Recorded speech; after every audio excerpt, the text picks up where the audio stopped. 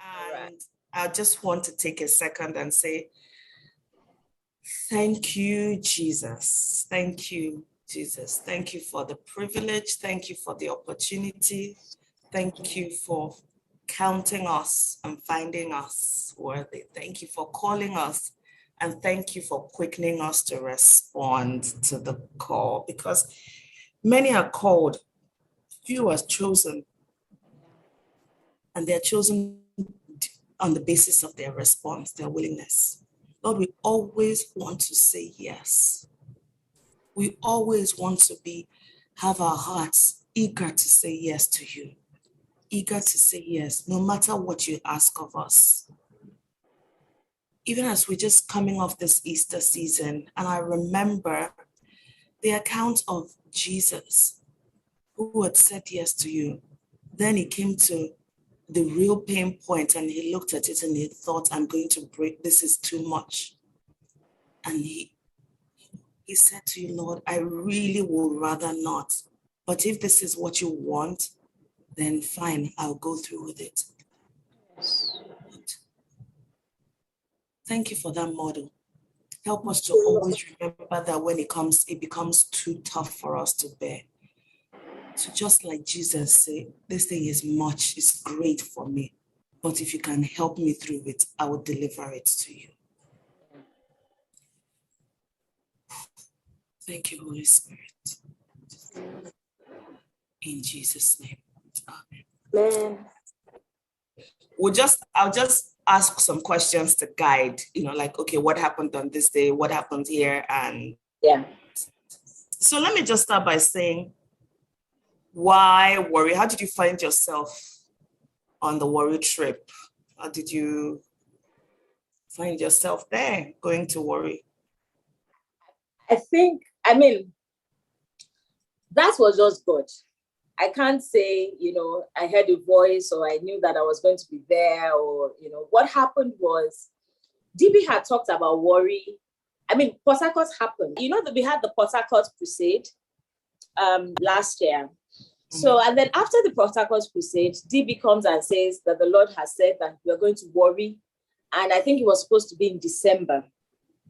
And the minute he said we were going to Warri, I just felt in my heart that I needed to be there. I didn't know how I was going to get there. I didn't know on what, what happened with Warri was there was the group that planned the crusade, and there was a group that ministered at the crusade. So it was either you are the planning team or you are the ministering team. So I don't live in Warri, so there was no way I would be on the planning team. And I'm not a music minister. So I didn't know how I would be on the team. But I just knew in my heart that I was going to go for Warri. And I had said it. I just said, I'm going for Warri. I'm going for that Warri Crusade. And then in December, it didn't happen. And so I just said, okay, Lord, I just know that's me, I'm going, Sha. I don't know how, I don't know who's going to pay, I don't know, but I am going. So when he came and told us the dates for this current one, I was like, yay! And then Tolu now sent a mail to say that DB had asked for my husband and I to come for that trip. So immediately Tolu sends that email. She sent individual emails. So it wasn't an email to both of us. So she sent an email to Olumide Inyo, sent an email to Itunuade Inyo, requesting that we should come. So immediately I got that email. I told Tolu immediately, I had said that I was coming since last year. So I'm coming.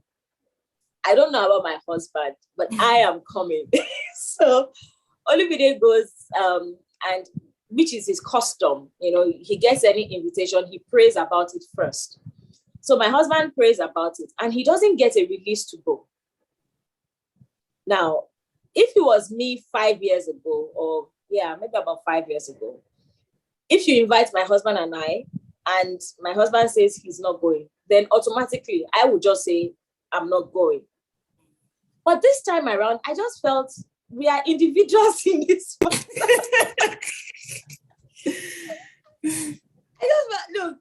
We are individuals in this matter. You get everything. I have my invitation, So he says he's not going. He says he's not sure yet. It takes him about almost a month or so, because he kept checking, and he didn't get a release to agree to be on the trip. So, Tolu keeps, what is happening? We're planning, the time is going. I said, I'm sorry, Olumide doesn't go unless he gets a go ahead from the Lord. And that he hasn't gotten that. So finally, my husband says, look, I don't have a release to go. I'm sorry, I can't make it. Please, he calls Tolu and tells her he can't make it. By that time, they had already bought my own tickets. So I was just, it was very unlike me, but that says something about one thing that God has done in my life as a person, because now my husband and I are in ministry together. We do virtually everything, together. And just that ability to say, okay, Lord, I believe that you are calling me, and I'm saying yes, because I believe you are calling me. That says a lot about where I'm at my growth, So that's how I came to Warri. And my husband stayed at home with our son, and our son was around on holiday. So they had very, very lovely time bonding. My son was very happy to sleep on my bed. Also the time I wasn't around. So it really worked out at the end, because then, the Lord wanted Olumide to be here with our son, and spend that time together before he goes back to boarding school. So it was a good time for him. And obviously with everything that happened in Warri, I was supposed to be there, So that's how I got in there. That's how you got on. Yay.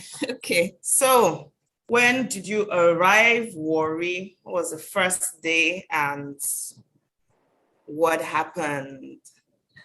Okay, so we got in on Wednesday. Tolu had asked me, did I want to come in on Friday? The program started on Friday. So did I want to come in on Friday, or when do I want to come? Do I want to come with the ministers, or do I want to come in with the team, with DB and his team? So I said, please, I'm free.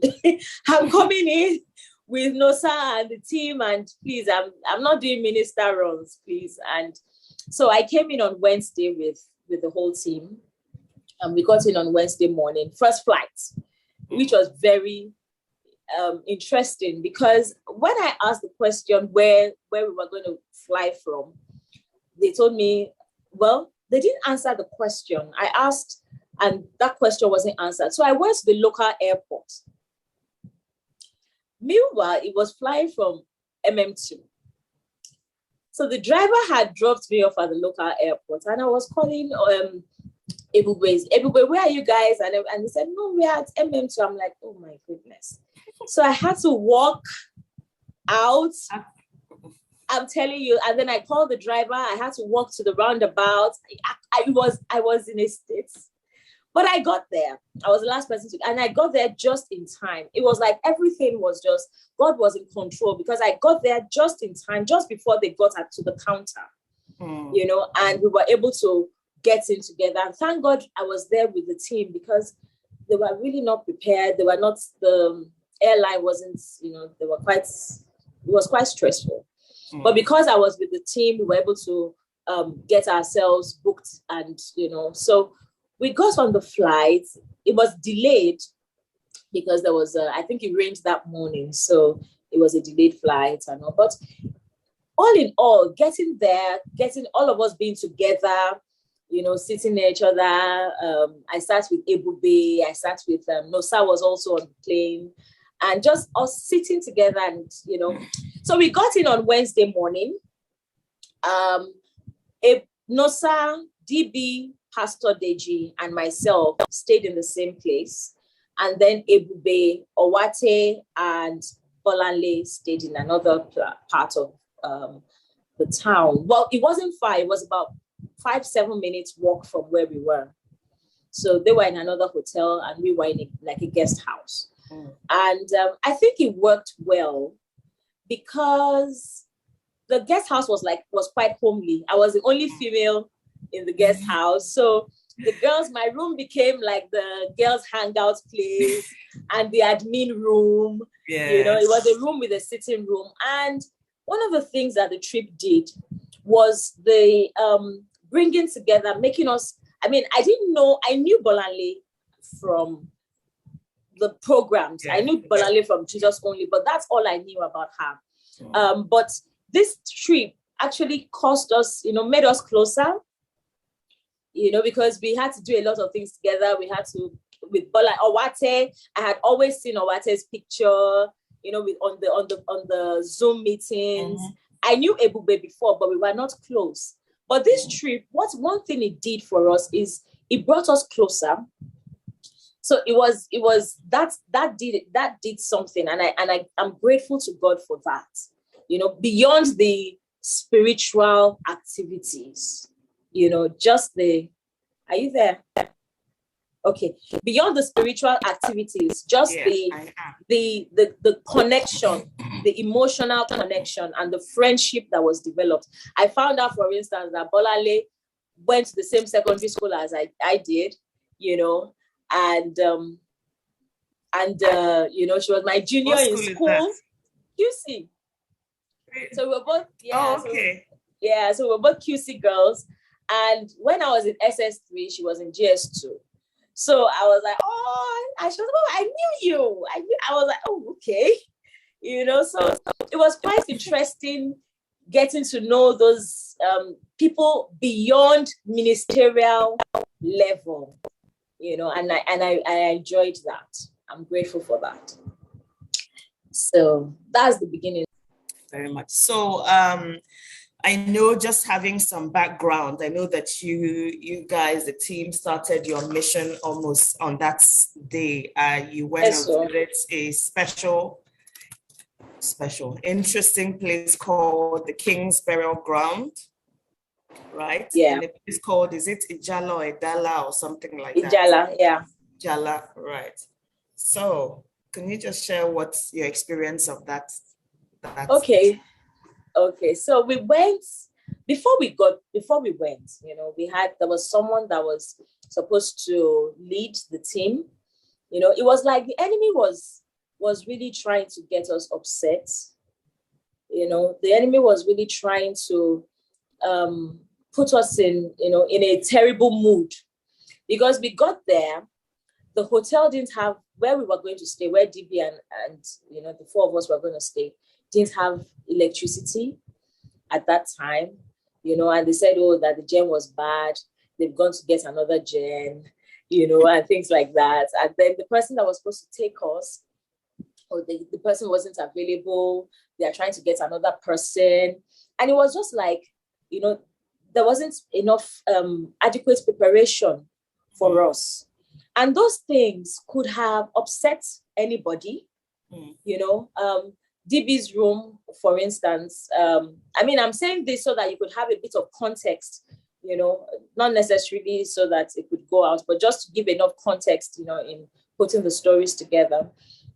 DB's room, so the room that was booked for DB, for instance, was supposed to have two separate rooms. These are two grown men, two ministers. And it was one room that was given to them. They had to share a bed, So it was a room. Yes, it had a sitting room and dining room and all that, but they shared a bed, and those are things that could easily have upset anybody, and for the kind of work that we were going there to do, if you're upset and your emotions are already all over the place, one would not be in a space to be effective to do what the Father wants you to do. So it was like the enemy was really, really trying to get us upset, to get us, in a state, but the caliber of people, it shows you the caliber of people, because DB was all like, no, it's fine. We are okay. We are all right. We are okay, and of course, when the leader of your team is not taking offense, the rest of the team have to stand down. You just have to align. Mm-hmm. So that leadership of DB and Pastor Deji, not taking offense and just going with the flow, put everybody else within the team at ease, you know, and we were just ready to go with the flow, whatever the Lord would allow. You know, it was like we are bound and we are based. So that's how we actually got to go. We were going to go somewhere else before, but then I think because of the time, by the time the people came, the person to take us, by the time they finally got the person, it was too late for us to go to the initial point where we wanted to go. What was the initial point? I think, I don't know, but I think it was Cocoa where we went the next day. Okay. Yeah, so Cocoa, I think Cocoa was actually supposed to be our first port of call, but then it was quite a far distance. It was about to get there was about maybe 2 hours or thereabouts. So by the time we were ready to go, you know, it was a bit too late, you know. So they said, "Oh, let's go to a place closer," which is how we ended up going to Ijala for the first day.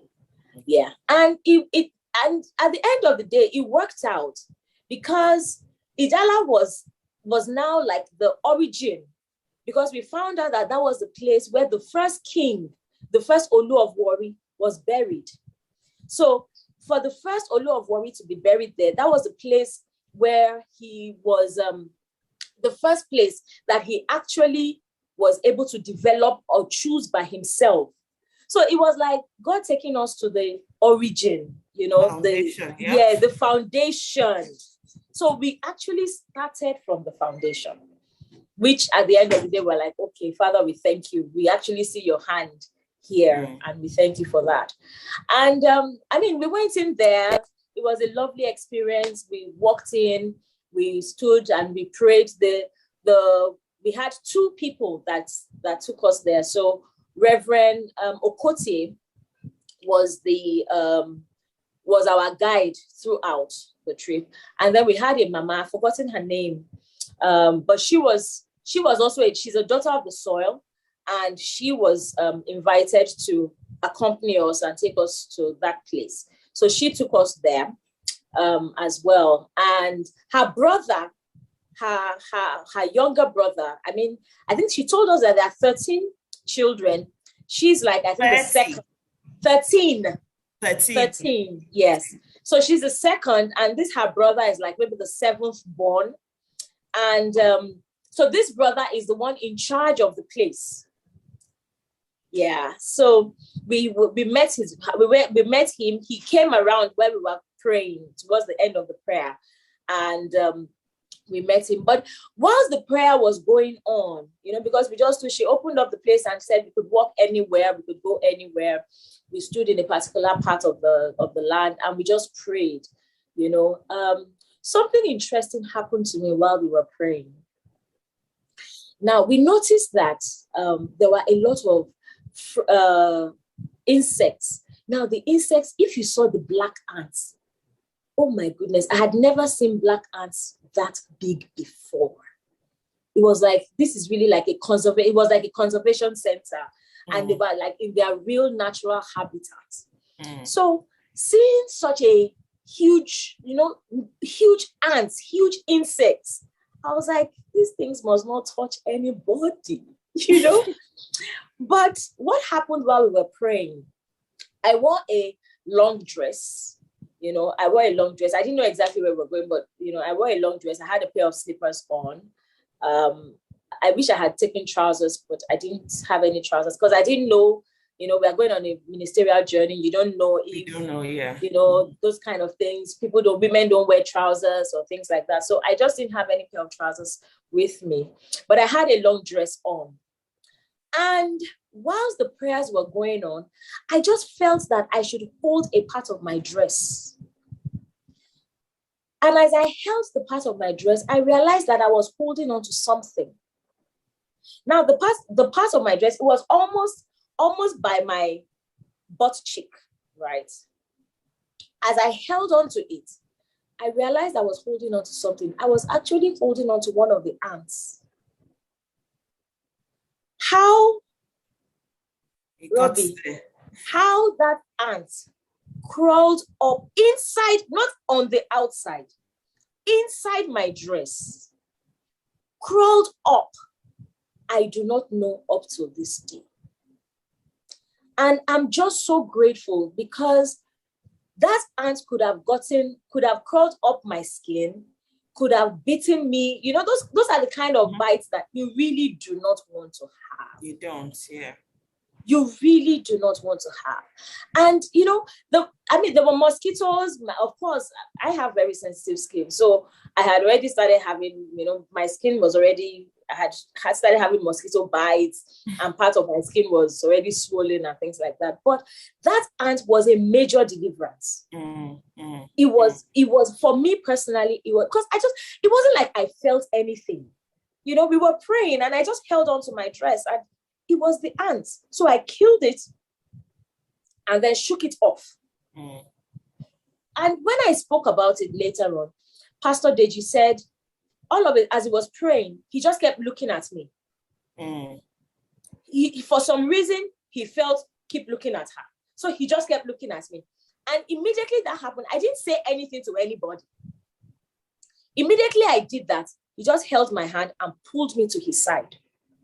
So one of the things, and when he said that, DB also said, yeah, that he just felt they needed to watch her because it was me, him, Bolanle, DB, Pastor Deji, Bolanle, and Nosa, and myself that went for this first day.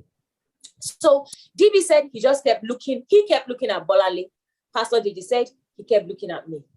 So one of the things that came out for me was that, yes, we were on this crusade and this, you know, apostolic, but our leaders were mindful of the people that they were with, you know, looking out for the people, looking out for their team members, because they kept looking at these girls. we are here with these girls, you know, let us take care of them. So that's the natural, the person side, you know, of this story, the humane side of the team that was on that trip. And I really wanted to point that out, that for me was like, and the minute Pastor Deji held on to me and pulled me, you know, even the mosquito bites that I had, it was like everything just cleared. I had an instant miracle because my body was actually swollen and all that. And as he held on to me and pulled me, the next thing I touched my body, everything was clear. Yes. Yeah. So I had a miracle as we were praying there. You know, and then, you know, we started, of course, by the time the prayer started and the Pastor Kote and the sister started telling us the details, you know, giving information about the origin of the Shekiri people. And, you know, they said quite a lot. I think we have some of them recorded, and we have some of the videos that I uploaded. So they gave a lot of background that confirmed some of the things that DB and Pastor Deji had received from the Lord before we came to Warri. You know, part of the gave us background about why, you know, some of the battles had happened, why some of the issues had, you know, why the Warri, the Shekiri people, other smaller groups, you know, were fighting with them and things like that. He gave us those backgrounds. And the beautiful thing about those backgrounds, and I think that you should talk to him, because the beautiful thing about the background he gave was some of the details that he gave us, he was actually there. When it happened. So he will tell you things like, no, be say them tell me, I did there. No be say them tell me, I see it when the thing they happen. You know, so having somebody that was actually, you know, there when some of these historical things happened was such a blessing. And so we were able to pray with more information, you know, more facts, not just ideas that one thought that they had, but we were able to pray with more facts. So what was the focus of your prayer? What was the prayer direction here? So it was more breaking the foundation things that had happened within the foundation of the people.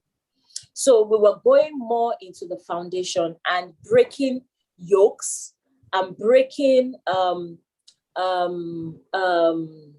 covenants, that had happened, and things that had happened that were giving legal room for the enemy. So that was the focus of that prayer that day, or really even generally. So we were going more to the roots, the foundations, and different things were coming up. So for instance, on that day, one of the major things that came up was that there was a tree. As we were praying, Pastor Deji was like, there's a tree that speaks. There's an evil tree that speaks. And later on, when they had a meeting with the Ogeme said, yes, that's Ogeme. He actually confirmed that there was a tree that spoke to him. So, and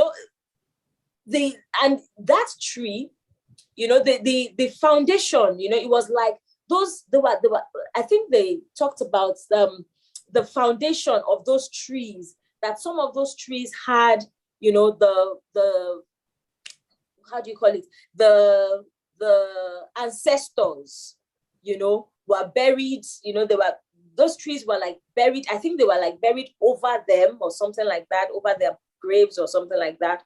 So they were like ancestral trees, with ancestral spirits and things like that. So it was quite, Robbie, I'd never been a part of such a thing before in my life. I'm telling you, I've never experienced such a thing. But they are like things that sounded like film, out of this world.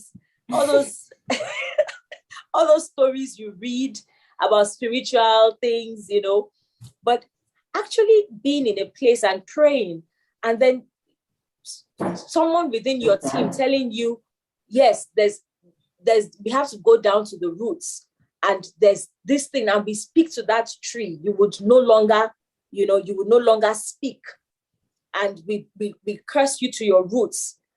So those kind of prayers were what we prayed that day. Were more of foundation, dealing with the foundation of the Shekiri tribe, of the Shekiri people. Because if you don't, it was like going to the foundation. If the foundation, the Bible, how the Bible says, if the foundation be destroyed, what can the righteous do? So there was quite a bit that if that foundation is not sorted, and which was why we were shocked that this place was where the first king was buried. So it was like we were dealing with the spiritual aspect of the kings, the leadership of the Shekiri people. Yeah. Okay. So that was Wednesday. What time did you guys finish? What time did you get back? Oof. So how far away was this place, this Sijala? How was it? 30 minutes drive or an hour or 15? How far away was it? So it was like, to me, it seemed like a 45 minutes drive. That's what it seemed like to me. But one of the things that Mama did for us was that she wanted us to see also the wells, the refinery. So we drove by a refinery. I had never seen, so for instance, when they talk about the bunkering and the oil pipes and things like, I'd never seen an oil pipe. I'd never seen oil pipes before. Most of us have not. But I can tell you, Robbie, I've seen one now. I had never seen a refinery. We drove by it was massive. And to know that such a thing is not working, is not in operation, it cuts through my heart, because you could see such wastage, it's just there. And the government had asked for money, money has been released over and over again to repair the refineries and stuff. And driving by, it was like almost like a whole mini city. Just the refineries, just that refinery, we actually drove by it, and we drove round before we got to that Ijala place, and just driving by. I have a video of part of as we drove by. I took a recording of that, so we have that as well. But just driving by, you could see the wastage of the land, and the evil and the corruption of the people, of the leaders, of the leadership of the land. We could see it as we drove by, as we went, on our way to Ijala. So it was like a 45 minutes drive, but we saw that on the way. And then, of course, when we were coming back, we drove by pipelines. We actually saw a place where oil had spilled because of those that were bunkering and all that.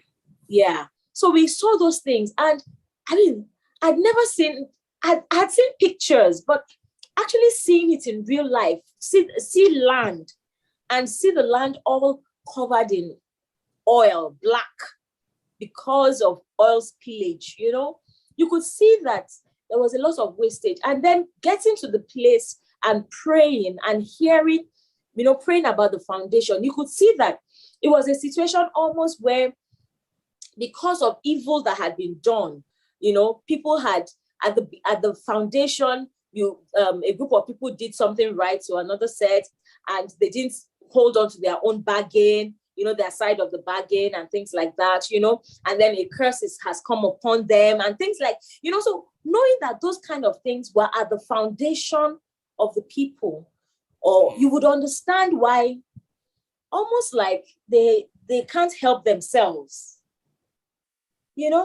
almost like they can't help themselves. So we actually needed to go in there and break, so that the power of God can then move and light can shine, and people can actually now begin to do things as they ought to do. It's like now the veil is being taken away, So that was the experience. We got back pretty late that night. I can't remember what time, but we got back pretty late.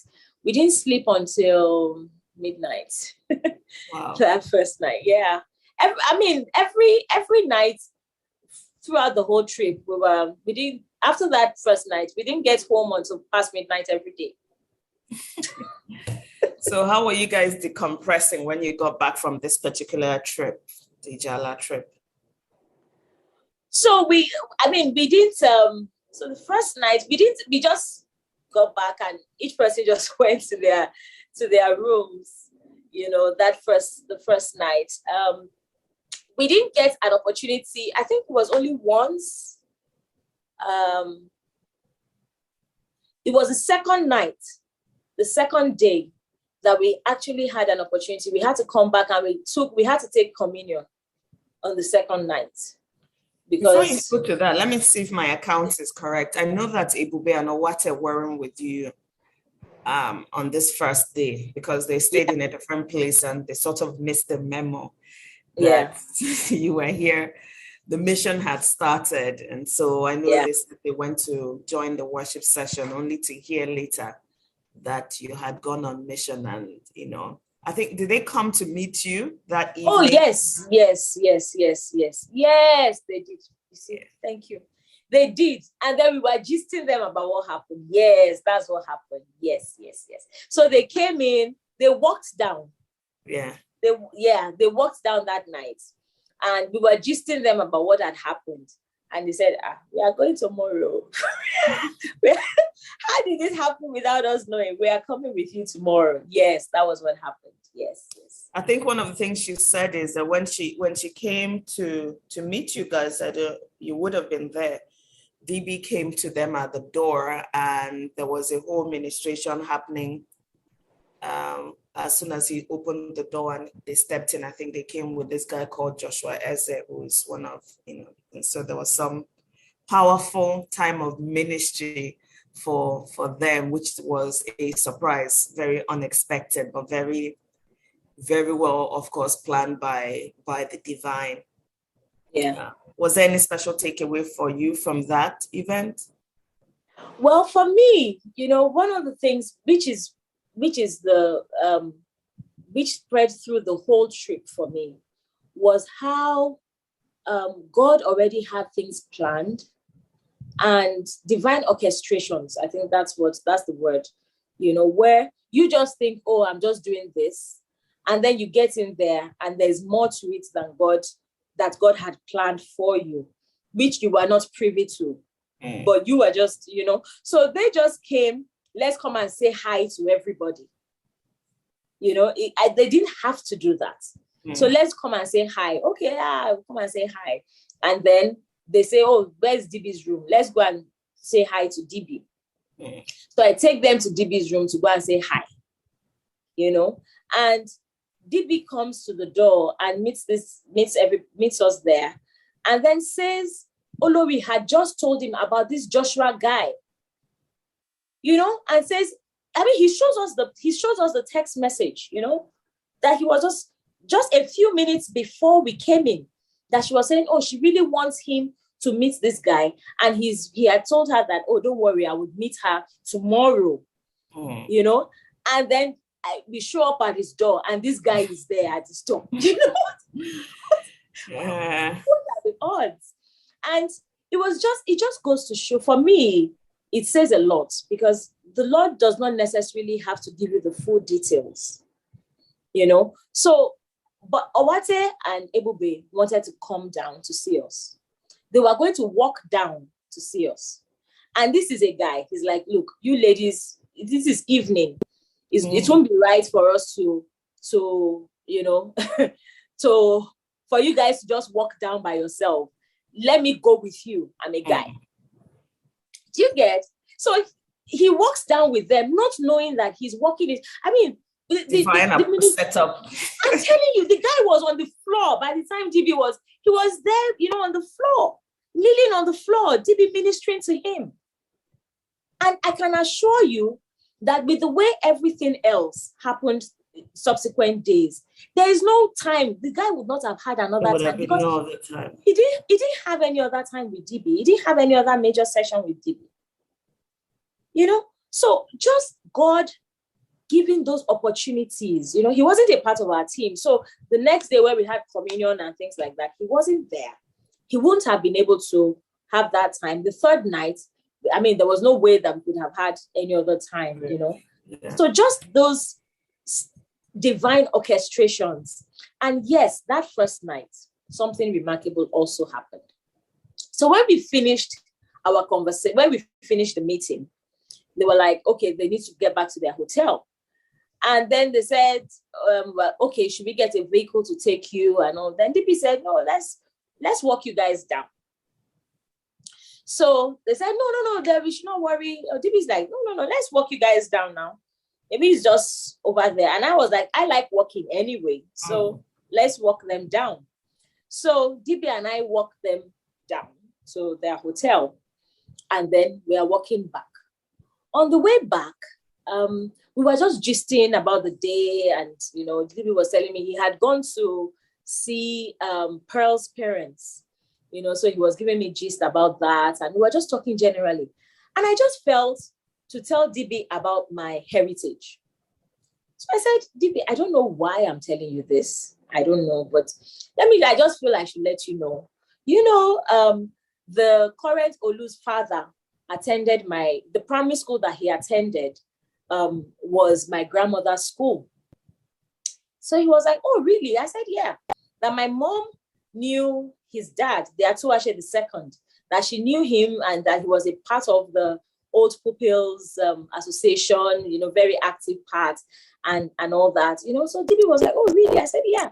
I said, I don't know why I'm telling you all this information, And do you know also that my grandma, she was a very influential woman, and she was the only female in the delegation that went to the UK in 1953 with Awolowo to talk about self-governance of Nigeria.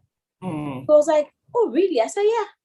So I said, I don't know why I'm giving you this information. It's very unlike me, but I just felt that I should let you know that this person was my grandma and all that, and this is what she did in Nigeria, fight about independence, towards the independence of our nation and things like that. And we just laughed about it and, just talked about, the fact that people had done quite a bit, to give us the Nigeria that we know, and we have. And by the time we finished that conversation, we got to our rooms. It was 12 midnight, and everybody went to bed till the next day. So that was day one. Okay.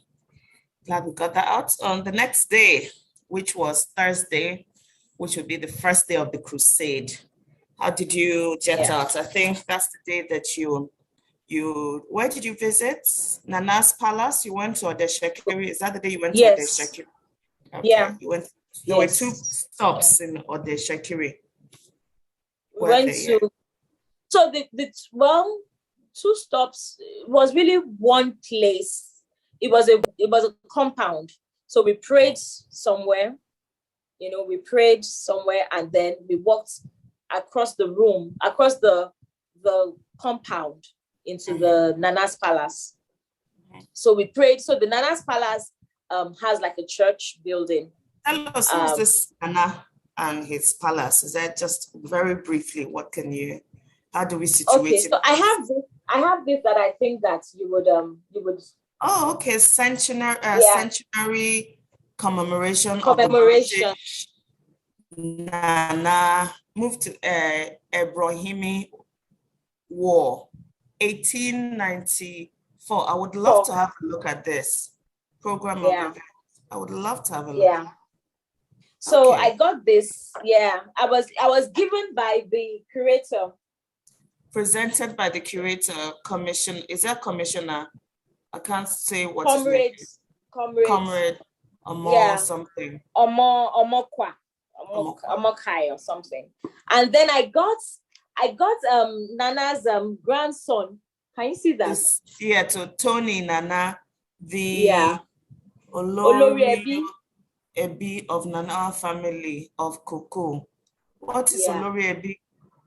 Olori Ebi is the head of the Nana family. Okay. Yeah, Olori Ebi. So I was given this. I would tell you how I got this. So I will tell you how I got this later. Let's start from the beginning. So when we got, we went to pray. So that's the main thing. So the point where we're going to pray. We had already gotten.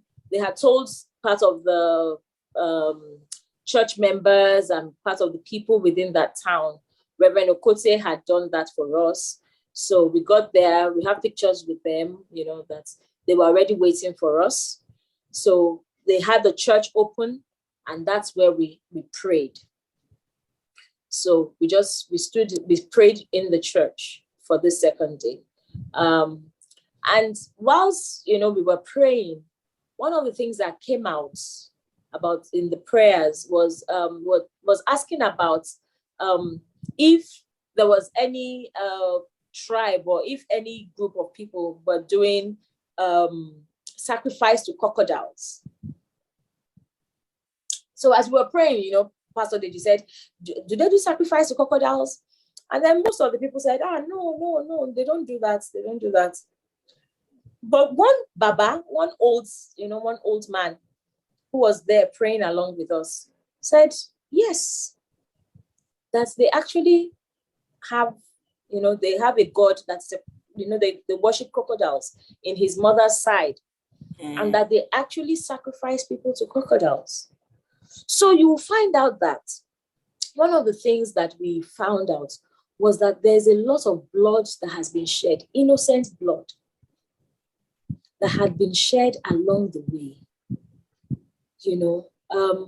People that had been innocently, given off to be killed and things like that. So we had to pray about that to break the consequence of some of those kind of sacrifices.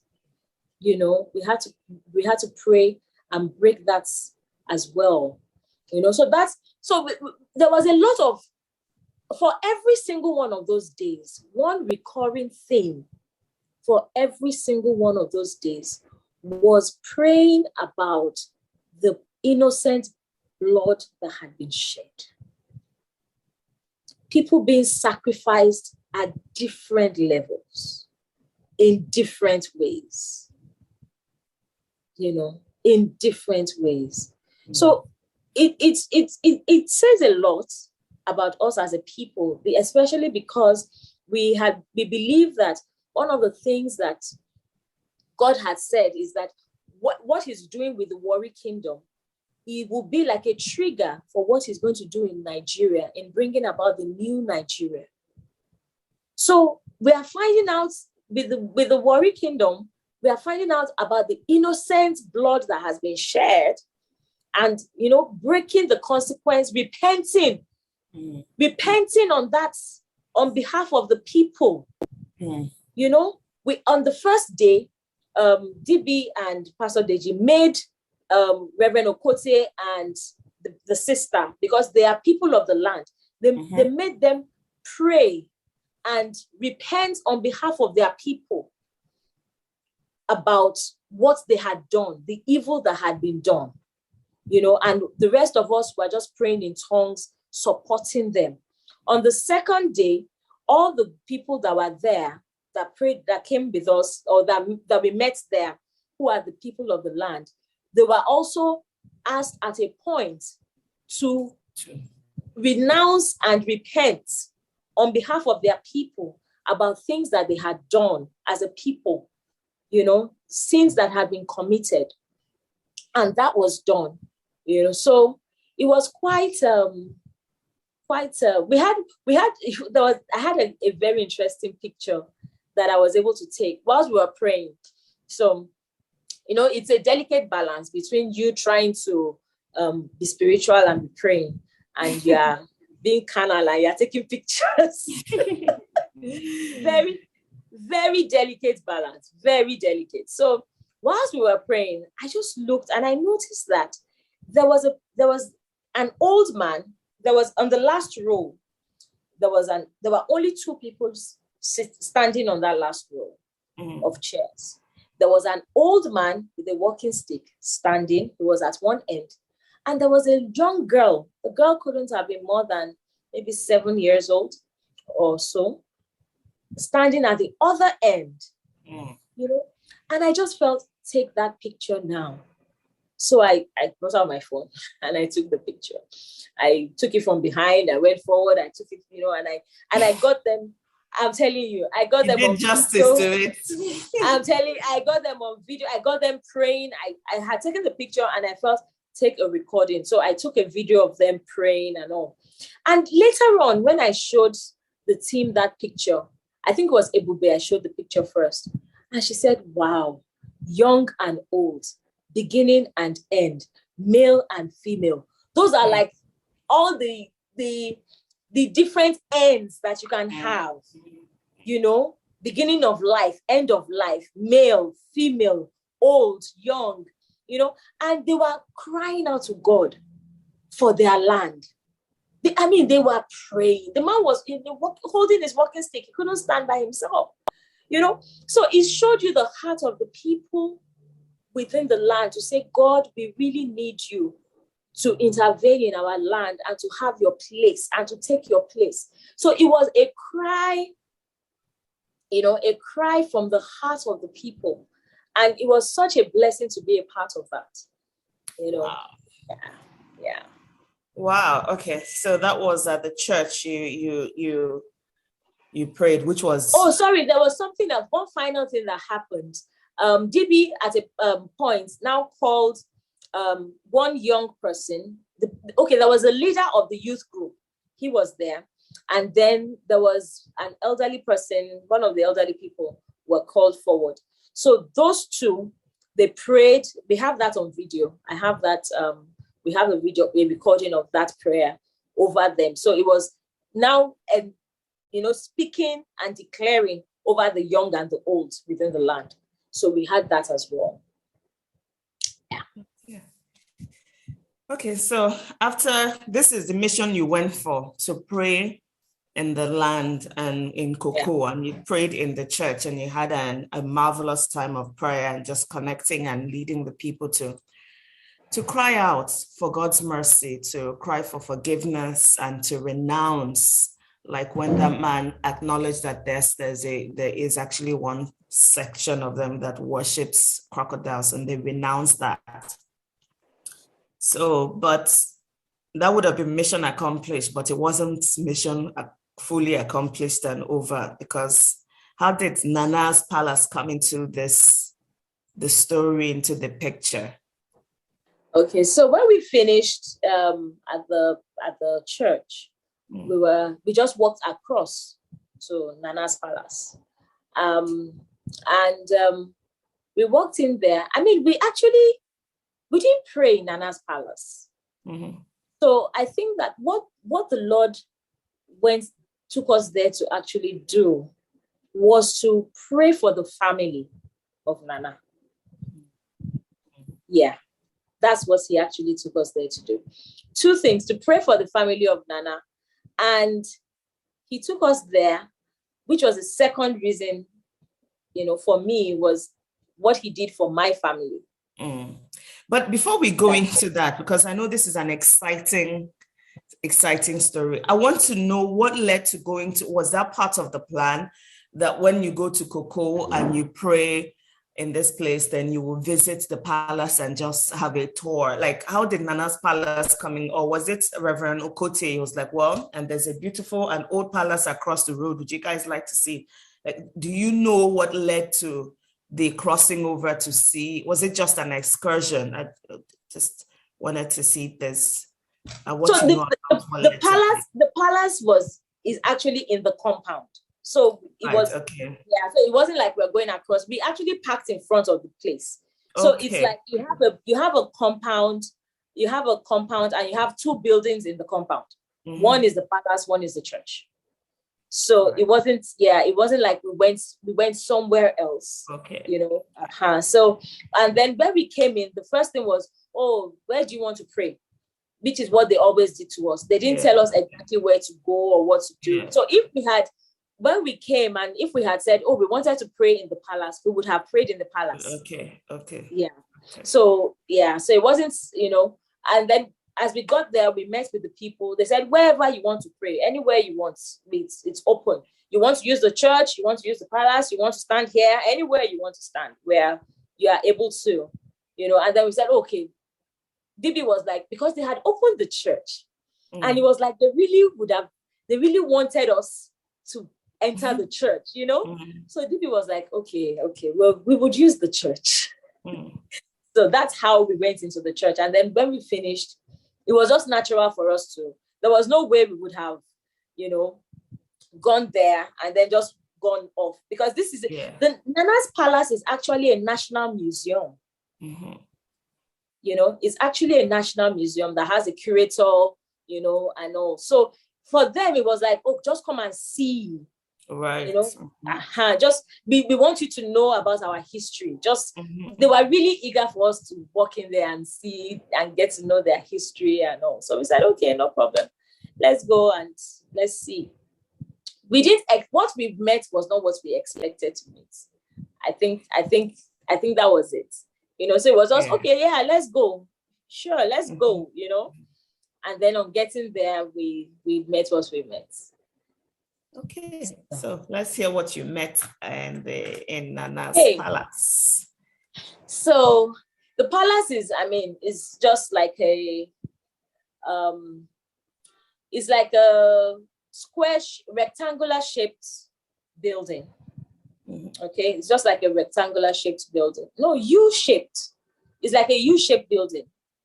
So it's with a large courtyard in the middle, just large space in the middle. So it's just U-shaped, and you just walk, round like that, and you walk out.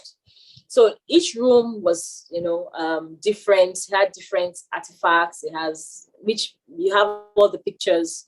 And you can see all that. Mm-hmm. So we just went from room to room. We saw his throne. Gave us the history of how Nana came about.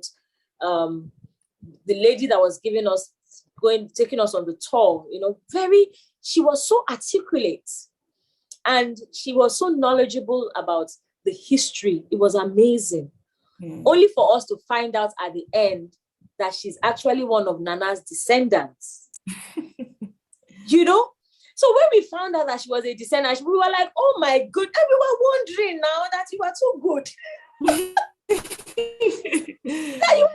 She was so perfect. And she was like, yes, that this is what they grew up in. And they tell them all the stories and they give them all the information and things like that. So she goes and tells us, we saw his throne. We saw the boats, that he used. We saw his staff. We saw a letter that was written to him by his friend, Neville, who was a white man. We saw, there were so many things that we saw, all the pictures, we have the pictures. I took pictures and I took a video of part of it, and whilst it was just one of the things that hearing the story did for me was to prove to me that, Robbie, we have people in this nation. And our people are good. Our people are strong. Our people are strong. We have people who are strong.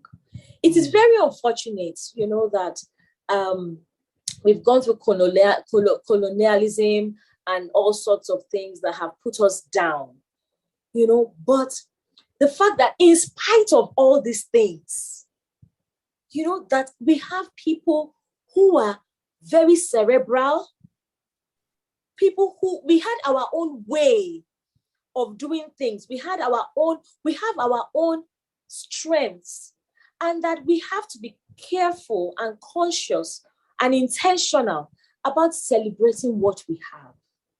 And we look down who we are. Yes, identity. We look down a lot on my sister. When she was talking about this guy, I mean, she could have been talking about, like, the way they talk about Mongo Park and the way they talk about, the way they could talk about all these guys. She could have been talking about any of those people. She was talking about one guy in Shekiri land. There was one part when she was talking about the war. She said that they had what's the word now? They had kept them in, so the British, they had blocked them in, so it wasn't like they could come out, nobody could come out, nobody could go in, and they were bombing and doing all that. And Nana had dug through the hole, through the ground, entered the creeks, and Nana had left the town. They were still here waiting for him to come out. He had left the town and he had come to Lagos. He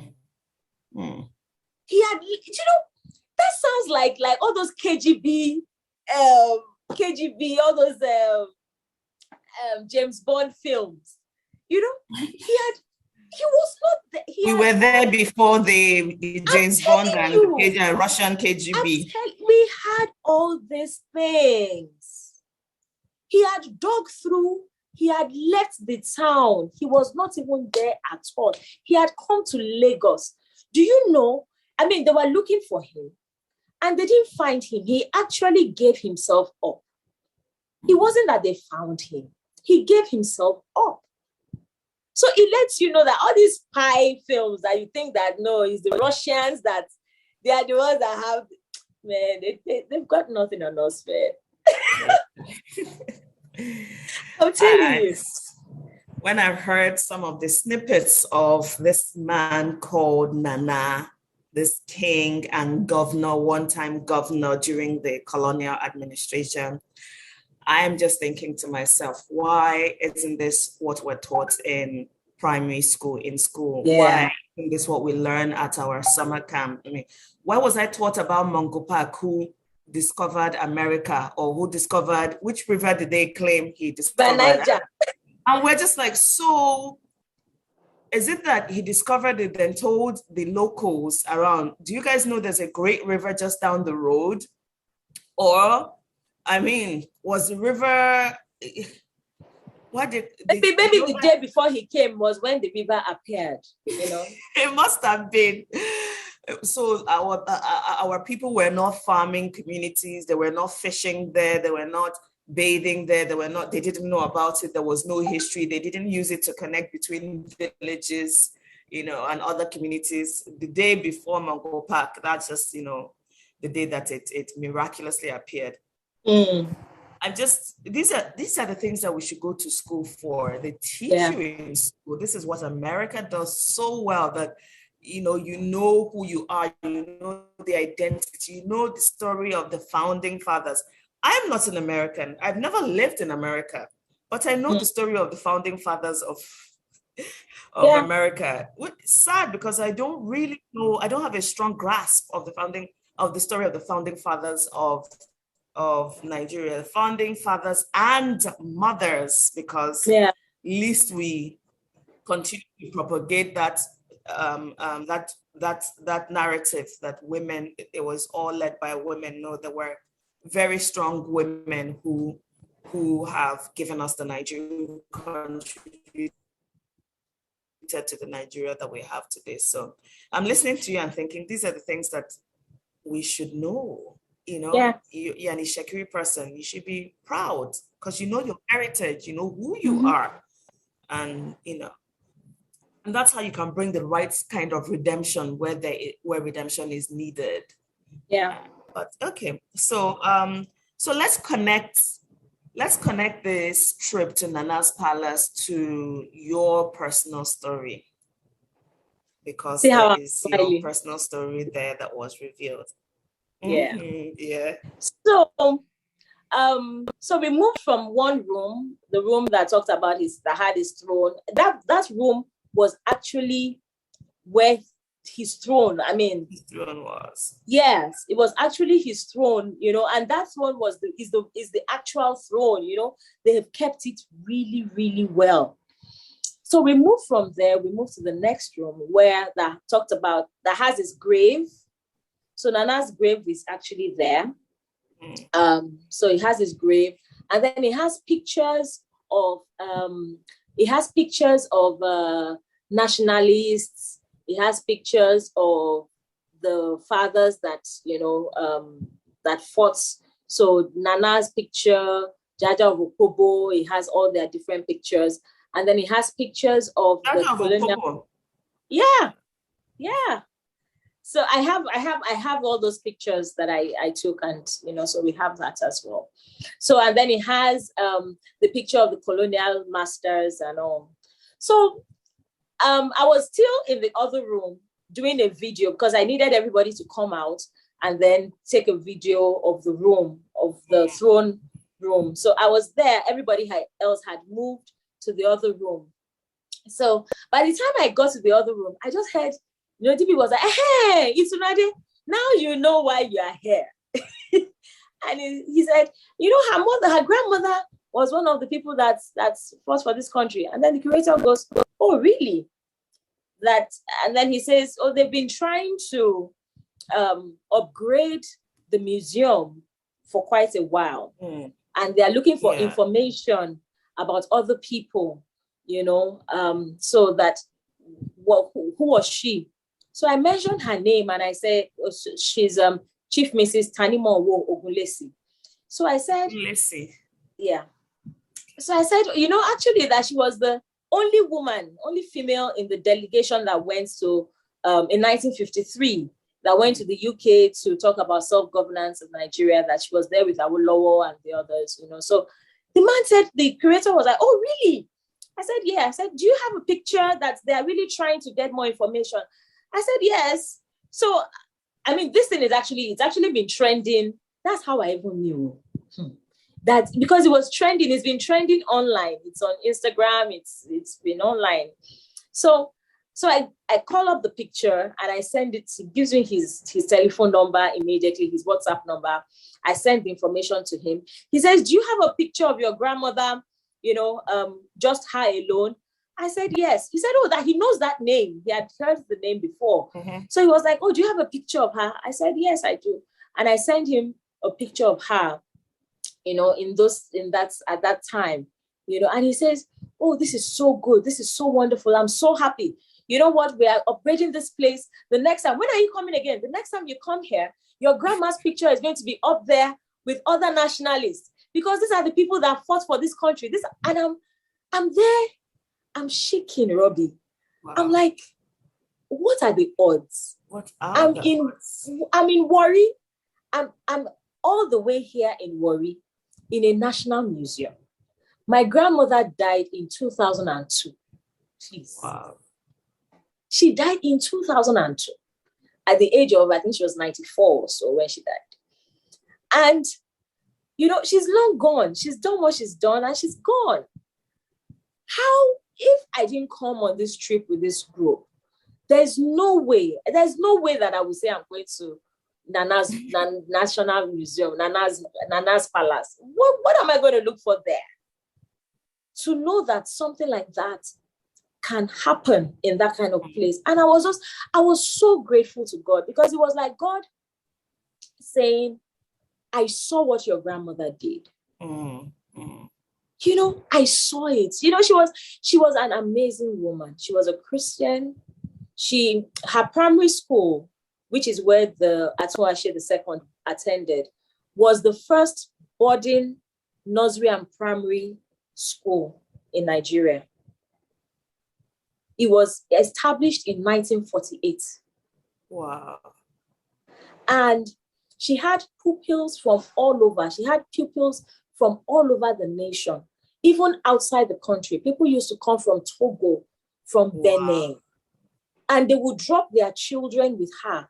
I'm talking about children as young as 3 years old in boarding school. And she was there, and her school was totally for God. She trained people. The school was like a community, had children, the teachers were called uncles and aunties. What was the name of the school? Do you remember? Oh yeah, I attended the school.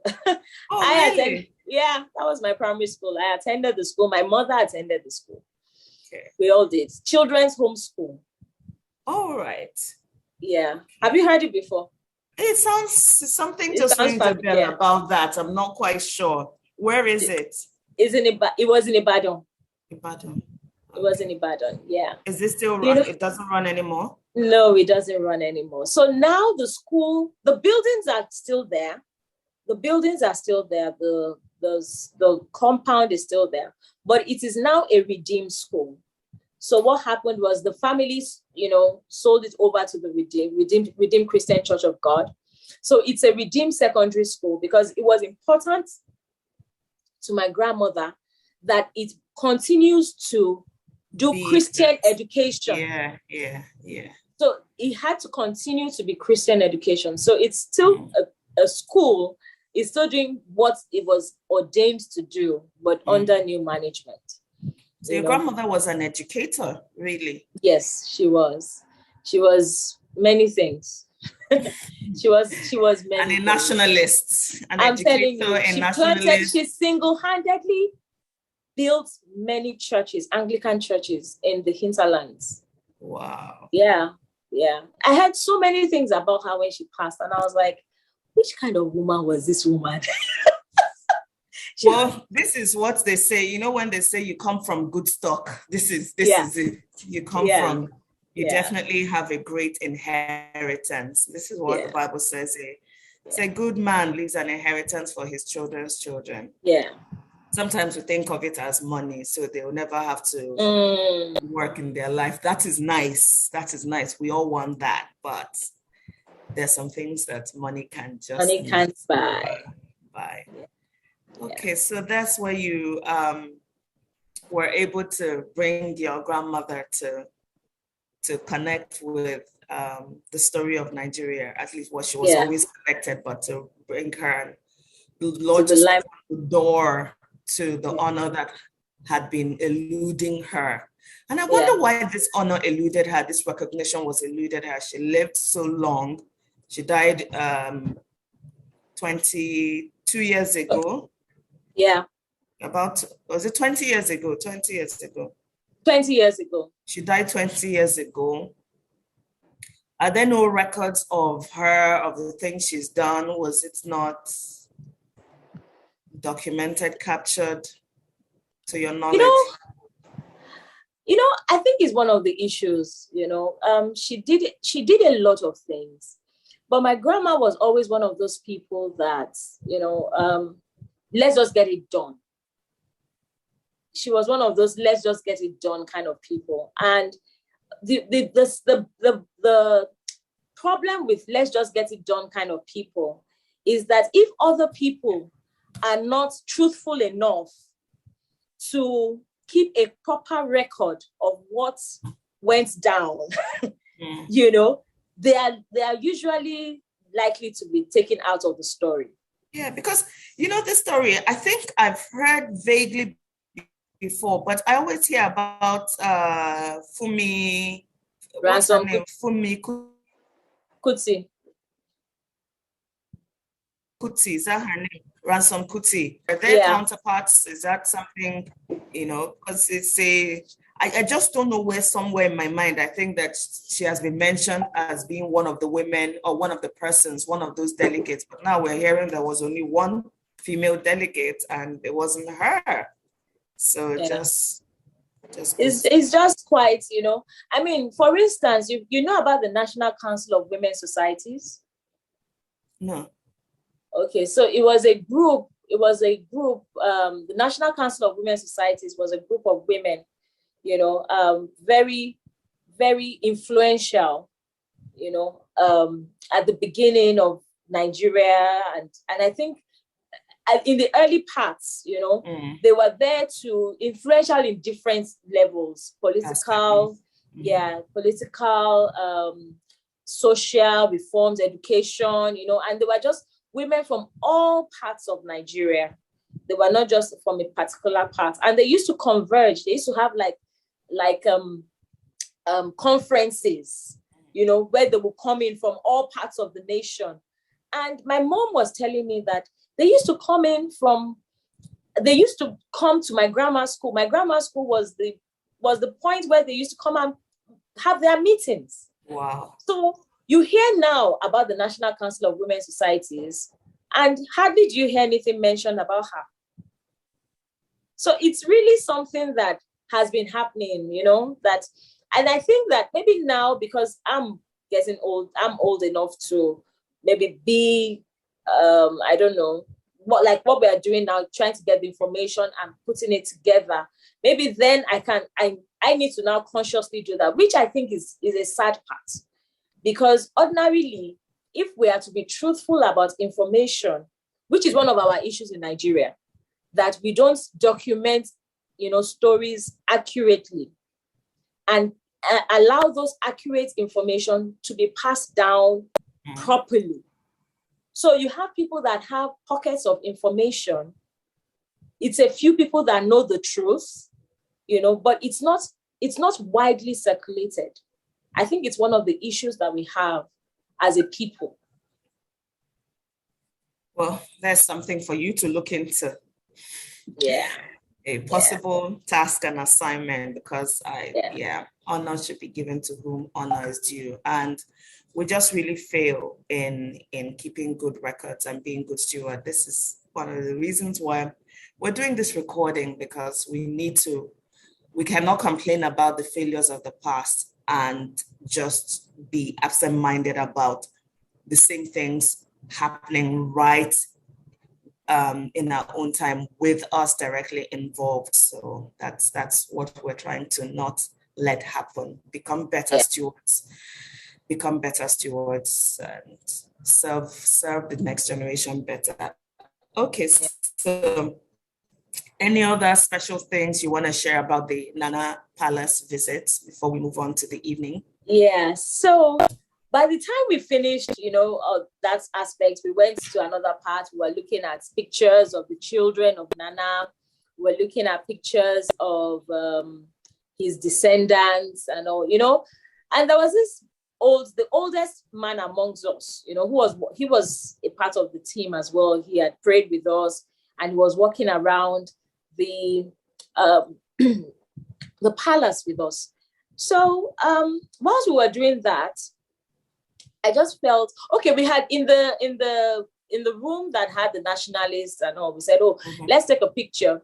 So there's a picture of myself, DB, Pastor Deji, the curator. So after we took that picture, DB was like, Baba, come, you're the oldest person here. Come and take a picture with us. So the Baba smiled, and stood and took a picture. So we have a picture that has 5 of us in it.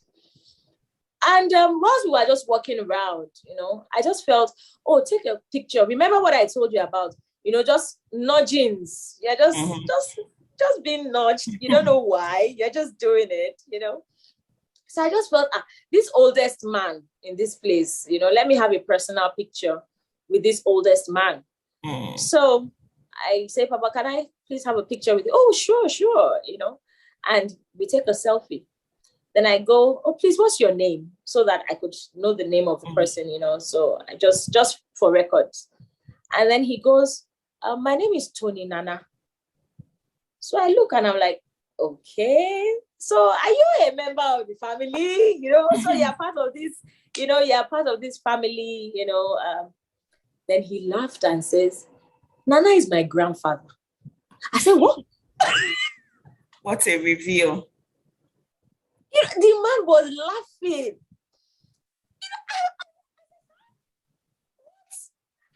Okay, the children, is your father, your father or your mother? He said, my father. I said, is your father's picture?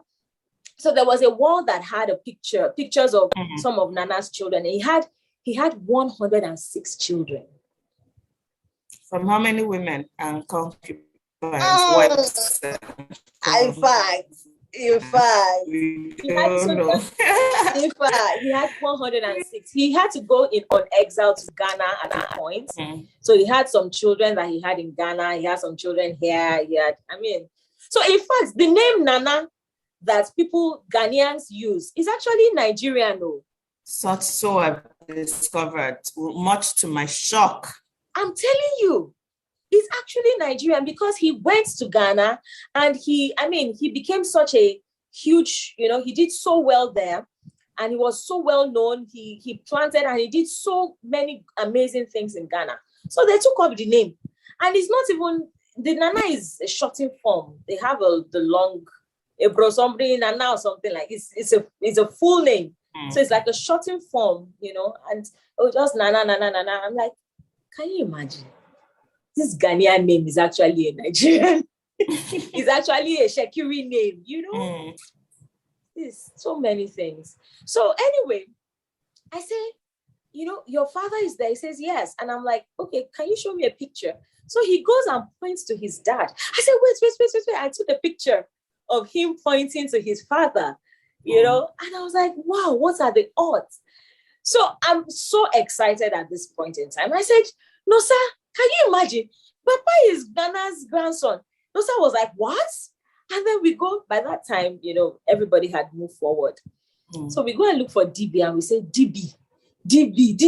He said, what now? We're like, Papa is Tony Nana. He's Nana's grandson. DB was like, oh my God. No. It was just, Robbie, I can't explain how I felt. When you've heard about such a great man, and then you hear that he's not even, great grandson. He's grandson. He's the grandson. Two generations removed. Yeah, it's just like my grandmother and I. I remember my grandma. Do you understand? So I'm like, when he said it, I was like, oh my goodness. The man is 90, he's 89. He's 89, he's going to be 90. And DB was just so excited. DB was like, please, who has money? We need to bless this man, And then people just started bringing out money, and he just put it in the hands of the man. And he and Pastor Deji prayed for him. prayed for the family, thanked them for what their family had done for our nation, for our people, and just declared, prophesied over him and prayed for him, prayed for his, his family, prayed for reward of God to come upon them and things like that. And it was just so beautiful to watch. You could see the joy on the face of the man.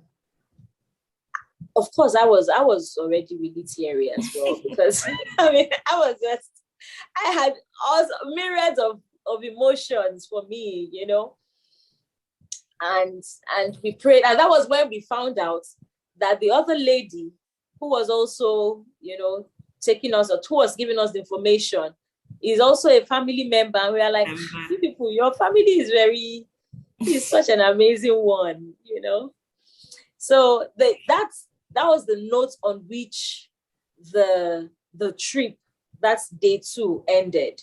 Because that trip to Coco, that was how it ended, because we now went, we took pictures. We were now more celebrity struck. We were starstruck. So that's how it went. So you came back to town and got ready for the evening, or did you go straight to the crusade ground? No, we had to get ready for the evening. We got back, had lunch, because with the way everything went, every day we didn't have breakfast, because we had to be out. And so coming back, we would have lunch before going for the crusade, which was what we did. And then we finally went for the first day of the crusade, which went really well. That first day. What I found very interesting about it was the fact that the Olu actually came, that he actually came, and he wasn't there from the beginning, but he always came in and sat through the message. He actually sat through the message, and you could see that he was paying attention. I found that really, really, I haven't been near a reigning king, and seeing how it wasn't a completely public crusade like that, because it happened in the palace church. So I think it was more like selected people, and then maybe the palace staff, and certain people within. It wasn't a general a crowd of people, no. But you could see that these were people within the palace, and people, maybe that also attended the palace church. Okay. Yeah. Okay. So what was the highlight? Well, the Olu, was there any other important highlights of that first evening's crusade? Well, it was just, the fact that the crusade was opening, and we were just excited about the things that the Lord, was already doing within the land. Pastor DB preached that day, and it was just the fact that there was also the place of, we having to come to repentance as a people, based on the things that the Lord was doing and the things that were being revealed, as we had prayed. Because by that first night, we had gone to pray in 2 locations, and we already there were certain things that were recurring, that things had happened, things had been done, that the repentance was needed and things like that, So that was partly part of what happened that first night, yeah. Okay. And so we end the first night of the crusade, which is Thursday. Yes, there was something that happened. There was something. Pastor Deji, while he was preaching, he talked about the fact that there was going to be a sign. He talked about the fact that there was going to be a sign that night. Was it the first night he talked about that? Yes. It was the first night. That there was going to be a sign. And that sign was going to signify like a new day, and it was going to rain. and all that to signify the new day. And because what happened was after the crusade, we went to the palace, the residence of the Olu, to have dinner. So, and we did not finish. I mean, DB and Pastor Deji went in to speak with the Olu. He didn't come out to talk to us or anything like that. But then, when we left the palace almost a few minutes to midnight. Yeah. So the palace is actually walking distance. All this whole place, they're all, near one another. Mm-hmm. It's off almost walking distance from where our hotel was. Yeah. Yes. So we leave the Olu's palace and we get to our room, accommodations, just a few minutes to 12, right? And at 12 midnight, Robbie, this downpour happened. As in, when it didn't seem like it was going to rain. Those kind of rain that it just comes. It's like somebody just opened the window and then say, yeah, just pour the rain, It wasn't, it didn't show no sign whatsoever. Just a few minutes to 12, the whole thing just changed. And at 12, heavy down, very, very heavy down. And, it was quite a huge message, because we were all looking at, okay, the next morning we were talking about that. Did you see that rain? Did you see that rain? It was like, yes, and that was what Pastor David was talking about. He had said that something was going to happen, and it was amazing. I can imagine how the children of Israel, how they felt, when they hear a prophecy and they see, how Moses will come and say that this is going to happen, and then you come and then all of a sudden you see that it's like, what? It was something that night. Very heavy rain.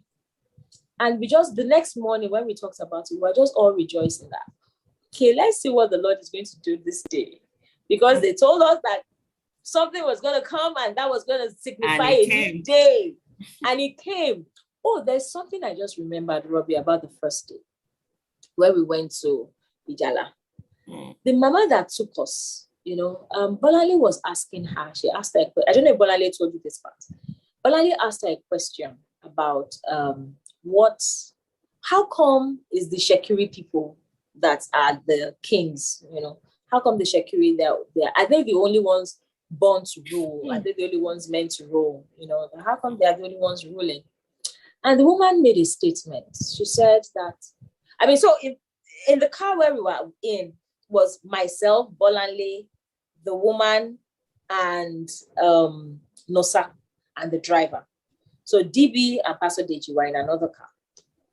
So Bolale now asked this woman, and this lady said that they are a very small group of people, but that they are like Israel.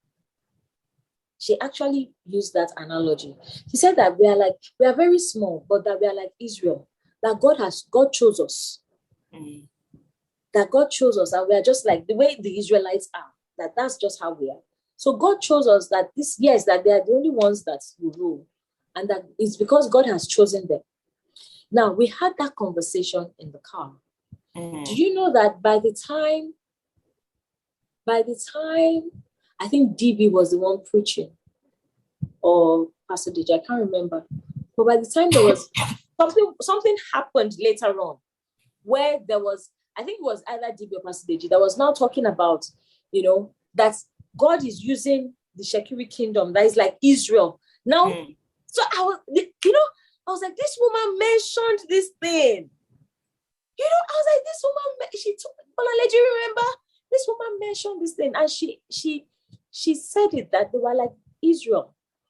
So you can actually see a group of people, that are totally and completely sold out to God, to what the Lord wants, to what the Lord wills. And you can understand why God will say, whatever I'm doing with them is a It's like, you know, the way Israel is, the entire body of Christ. We take everything, you know, what God does in Israel is a pointer to what he's doing in the body, you know, his love for the body, his, you know, so it was quite interesting seeing that I'm being able to put those two together to say, okay, now I understand why the Lord would say, what I'm doing in the Shekiri kingdom, you know, would be a pointer to what I want to do with the new Nigeria. So that was quite interesting. Okay. Beautiful, beautiful, beautiful first day of crusade. You come back, the rain pours in keeping with the word of the man of God, as they say. And in the morning, you set off again to, where do you go in the morning? Where are you headed to in the morning? So we went to now Friday morning. Yeah,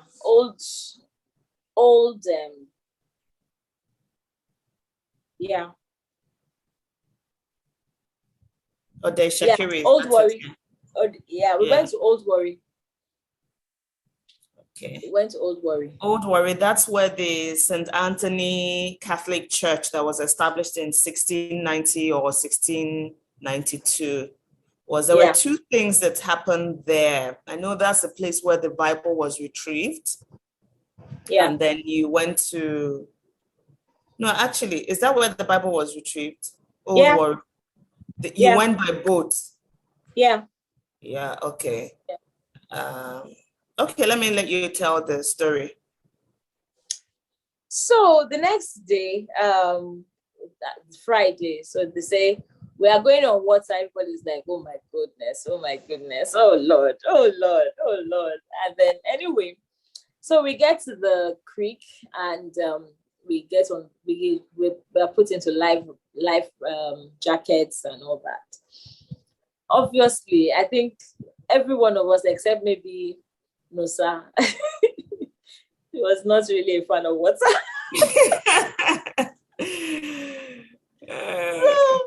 you know, it was just like, oh gosh. Anyway, we get in there, we get on the boat, you know, we're all pretty excited about it. Somebody cracked a joke. I said, that, you know, we all need these life jackets in case you fall in the water or something. I said, nobody is falling, anywhere. We are not falling in any water. We are not getting wet. We are going dry. We are coming back dry. Please. Nobody should, don't try me. You just I don't like water. Anyway, so we get on the boat and then we move down to Old Warri. And we get to Old Warri. In fact, just before we got there, I think maybe it was a funeral or something, I don't know. But just before we got there, we saw this boat with people and music. And I think it was a funeral. They were bringing I don't know if they were bringing the corpse in or it was part of just the funeral rites that they had to do or something. But it was quite interesting seeing that. And then there were somewhat like speedboats, you know, just doing stunts on the water and everything. I'm like, hey, this is Malibu kind of thing. But so we get there and we get down, we get to and we walk to the palace. So we go straight to the palace. The palace is where the coronation, you know, that's his personal place. Mm-hmm. Yeah. And then there's a house, there's a bungalow there, you know, there is a room. And in that room, the only person that can go in there is the Olu himself. And, you know, he was there. I was told that he was kept there for 3 days. And in that room, you can't go in there with a shirt on. You can't go in there with shoes. You can't go in there with a cap, something. I took a picture of that place as well. So we have pictures of all these places, you know. So we're just looking around and like, okay, you know, it's massive grounds. And we pass through. So it's the first gate. We walked past there were like 3 or 4 buildings you see within that huge, massive place.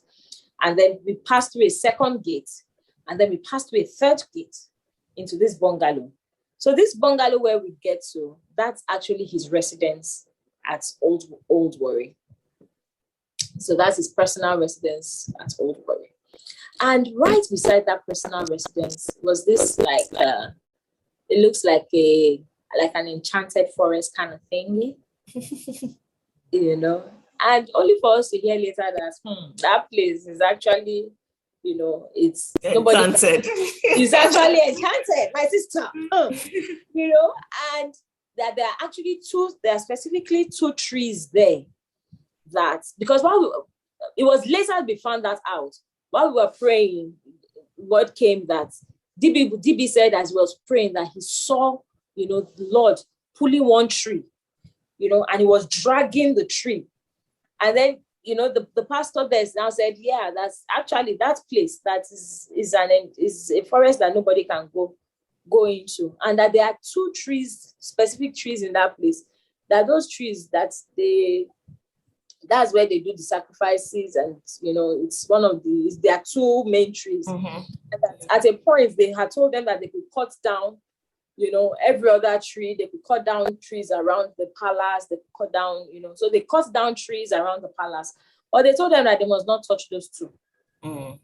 So those two trees are there. And DB said that they should not worry, that the trees are coming down by themselves. You know, that God is bringing those trees down. That they will just see that the tree will just come down by itself. So that happened. But very interesting thing happened that day. So like the first day, which is how we got Pastor Okoti, right? The person that had been told, or that was supposed to take us around, could not make it, which was how they called Pastor Okoti and got him to come. And we found out later on that Pastor Okoti was actually the person that God had ordained to go with us, you know, and was really, really helpful. But whilst for this trip as well, Pastor Okoti had spoken to somebody to meet with us, you know, and we didn't know who it was. We just saw this Anglican reverend walk in when we came in. So the Anglican reverend walked in, and Pastor Okoti, you know, introduced him as he was a member of the family of the Olu's family, but he was also one of I think he was the reverend in charge of the Anglican church on the island, you know. But you see, the interesting thing, Robbie, was that nobody invited this man to come. He said he took, maybe he had something to do with his son. He took his son somewhere or so. And while he was passing, somebody said, that there are some people in the palace. And he just felt, let him come and see the people. Who are the people in the palace?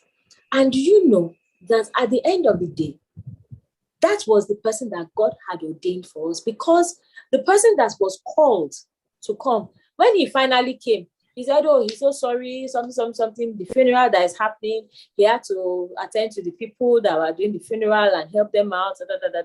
He stayed with us for a while. By the time we were doing the main prayers and everything, he said he's coming. He had left and he never came back. So at the end of the day, one thing I saw was that even though, you know, there were people that were chosen, God had his own specially chosen people. That he wanted to be a part of that trip. He himself brought them. He himself brought them. That was so amazing to see. So we go in there, and then, you know, prayers start. We're praying about the different things. We're praying about the trees. We're praying about the man told us a lot about, you know, the kind of sacrifices, there was a place, Robbie, we walked past it. It's right on the road. It's a shrine. I saw two shrines that day. There's one shrine right in front of the palace. And then there's another one further down the road, right? That one further down the road, they actually did, or they do, human sacrifices there. And, you know, this reverend told us about the different humans, that there were different gods and different, being worshipped, human sacrifices. He was very knowledgeable about the people and about history, and this, especially the spiritual history of the people. So his information was able to help us with, the direction to pray and things to declare. There was a lot of praying in the spirit. And of course, like I told you before, because the key thing was going a lot into the foundation, the beginning of things, So we were able to have history so that we could pray about things from the beginning. Pray about things from the beginning, places, different points. And he told us about places where, there were different shrines at different points, and then he made a statement. He said that the last Atunuade II, that one of the things that Atunuade II did, was that he said that they had been praying a lot about what was happening right now, and they're trusting God and they've been praying for it. And so for it to actually be happening now, that he's so grateful to God that he had the opportunities to see it, come to pass. So he now explained that the Atunuade II, that what he did, was that he came out to say, look, I'm not this thing that you people, all these gods and all this idol worshiping that you people are doing. Me, I'm not doing it. If you want to do it, that's your business. But me, I'm not doing it. So he said the Atunuade did not compel the people. Do you get? He didn't compel the people to go the way he is going, which was the way of the Lord. Like, he didn't do that. So you had a lot of people that were mixing it. So when the Atunuade is going to church, they follow him to church. Then they will go back. Yeah, they will go back and continue, because he didn't put his foot down, to say this is the way that they must go. He said, but this current Olu is putting his foot down. That what this Olu is doing is that he's saying, as for me and my people, this is the way we are going. So you are compelled. He's not giving you an option to say whatever you want to do. That he's not doing that. That he's telling the people that this is the way we are going as a people. And he said that's what they have been praying for. That's what they have been looking forward to. So that for it to be happening now, that he's so happy. That was so heartwarming too. That gives us so much hope for our nation that, just listening to it for me is like, I'm sure you are aware, you carry this burden, being part of intercessory groups for the nation year after year after year. And every year, especially during the election cycle, you're like, God, is this the year you will deliver us and give us righteous leaders? Then, white. And the next year, God, is this the year? Every time you're just, and then people will give you negative prophetic words. It's never going to happen. This country is going down the drains. Here are all the indicators that this country is irredeemable. It will take a miracle, and that miracle is not going to happen because people, and you just want to give up because there's every reason to give up. But here it is, we have a kingdom, the Warri kingdom, the Shekiri people who, there's been a small group, because it's always a small remnant. One of the questions I always ask God, I keep asking him, I said, what constitutes a quorum for you to move, for something to change when we're praying? Because many people are praying. What constitutes the right?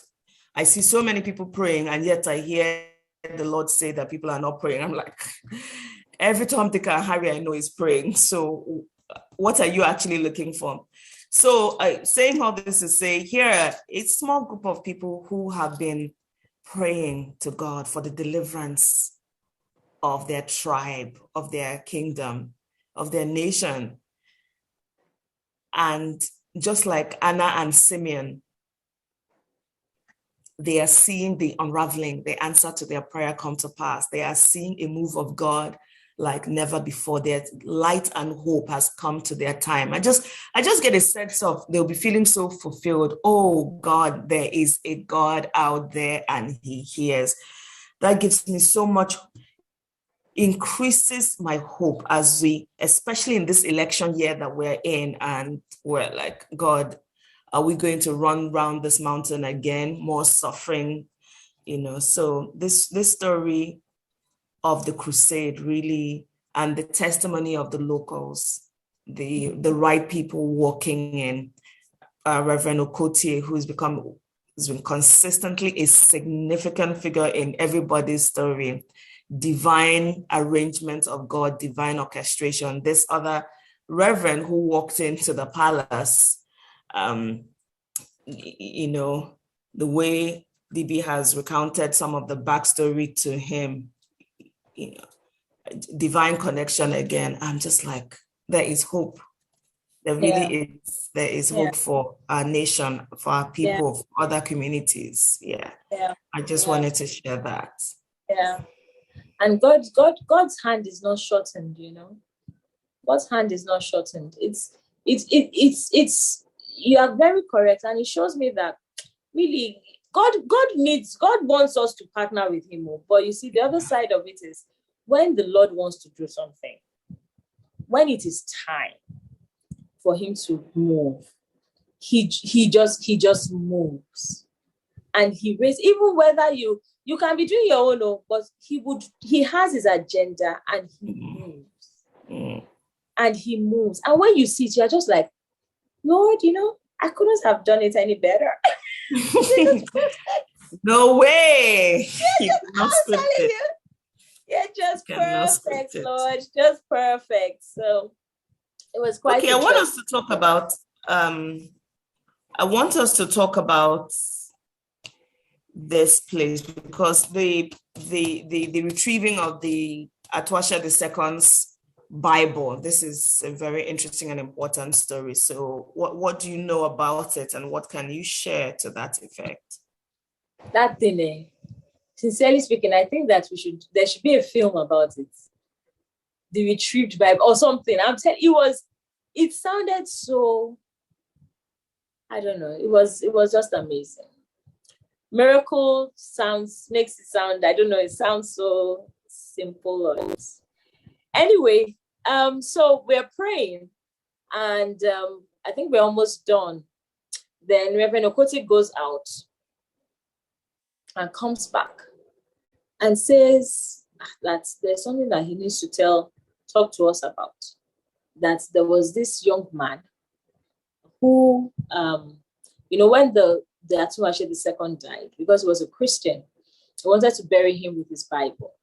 Mm-hmm. So they had put his Bible in the coffin, and this young man was like, people would be upset. The chiefs and all that would be upset, because he's supposed to be a traditional leader. So you shouldn't have a Bible in the casket, So this young man removes the Bible without anybody knowing. Removes the Bible and hides it. So nobody knew that he removed the Bible. And I think he's been married 5 years now, or 7 years. 9 years. 9 years. All right, 9 years, okay. So it's been, nobody knew anything. And he said he just kept it. So what happened was, Reverend Okotie says that this guy comes to him and says, 5 months ago, that the Itunuade II appeared to him in a dream and said to him that he should return the Bible to the owner. So he has had this Bible all this while. Nobody knew he had the Bible. And then they tell him to return it to the owner. He's like, how is he going to do that? So he was very afraid. He didn't know how he was going to get that done. And he just kept it. So he said 3 days before we came, which was the day we landed in Warri, he had that dream again. And at this time that they said, that they said again that he should return the Bible to the owner. So, of course, he's still afraid. He doesn't know what to do. And then he hears that Reverend Okotie is coming to the palace. Mm-hmm. So he said, he just thought that, okay, I think this is the best thing to do. I will explain myself to Reverend Okotie. I will give it to him. He will be able to give it to the Itunuade. Mm-hmm. Third. So that's how he told Reverend Okotie what the issue was. And Reverend Okotie said he told him, don't worry. There are some factors here today. Today is a good day to Today is a good day to return the Bible. So when it was, everybody was just, wow. What are the odds? So we said, we'll come back and see him. Then we went to that St. Mary's place. When we finished there, came back, and then the guy brought the Bible. St. Mary's place. That's point, the prayer. That's what's the place called? St. Anthony, the Catholic. St. Anthony. Sorry, St. Anthony. You shall say something. If it's not Anthony, it's Mary, it's Joseph. St. Anthony. So we went there, finished there, and then came back. And when we came back, so I mean, because of the sensitivity of the whole process and everything, DB, Pastor Deji, Reverend Okotie, and the guy now went into so there's like a chapel, in the compound as well. So they went into the chapel, they had a conversation there. The guy was led to Christ, he gave his life to Christ, and he returned the Bible. So not only did we retrieve the Bible, we also retrieved a soul. Yes.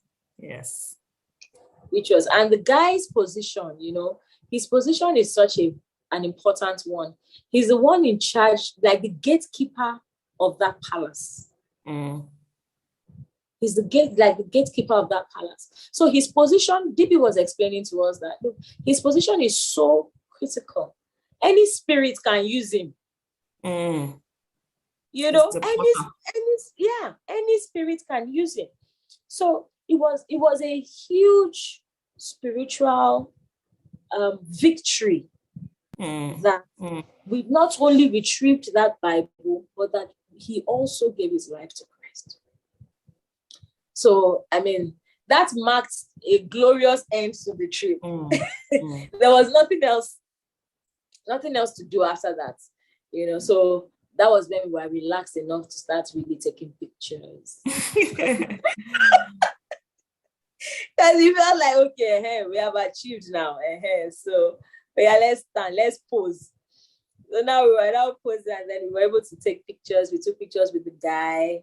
We took pictures with the Bible. We took, and then we now came back, got ready for the evening session, and then, went for the evening session for day 2. And that day 2 evening session was just amazing because, of course, DB had told the Olori about it. Was that when we returned it? It would have been, yes. You returned it the day you came back. Yeah. Was day 2 that we returned it now? Because day 3, yes, it was day 2 we returned it. So he had, DB had told the Olori about it, had told them about it. And I heard, that the Olu just burst into tears because he had to, you can't really, being a king, you have to compose yourself in the midst of your subjects. But it was such an emotional thing. What are the odds that the last thing that touched your father, you are able to have access to it? What are the odds? And later on, we heard things like when he later told, I think, did he say it there? He said it there. I have a recording of him talking. I recorded when he spoke, when he was saying that there's so many stories. He doesn't know what he can say in the public, about this Bible. But there was a lot of story, surrounding the Bible and the funeral and all. So for the Bible to come back in such a dramatic way, that he found. It's just amazing to him that God would do such a thing for him. And when DB read who presented the Bible, we found out that there were so many coincidences. The Bible was presented by the communion from Lagos. It was a delegation from Lagos that presented that Bible to him, to Atuashe II. There were 8 people that went. 7 of us, including Reverend Okotie, 8 of us went to Old Warri to retrieve the Bible. Then there were 8 ministers at that evening session that were going to represent the Bible to this current, yes, Atuashe III, yeah. And that day was the 8th of April. It was the 8th day in the month. It was the 8th month of his coronation. Yes. So it was like there was so many things that were just pointing to a new day, the dawn of a new day. The dawn of a new day. And when I could see, that he had all sorts of emotions, he was trying to just really, really comport himself at that evening session. So it was presented to him. Pastor Ernest Paul, prayed. It was a very powerful prayer, talking about the sword that was presented to him, which is the word of God, and the significance of that sword, which is that word that was presented to him. And Pastor Udi prayed as well. I don't know if she's a pastor, Dr. Sherry, yeah. Sherry Lewis, yeah, she was there, she prayed so it was just, it was amazing. I think that's the only word that I can, just seeing God move, and do what only he can do. What are the odds?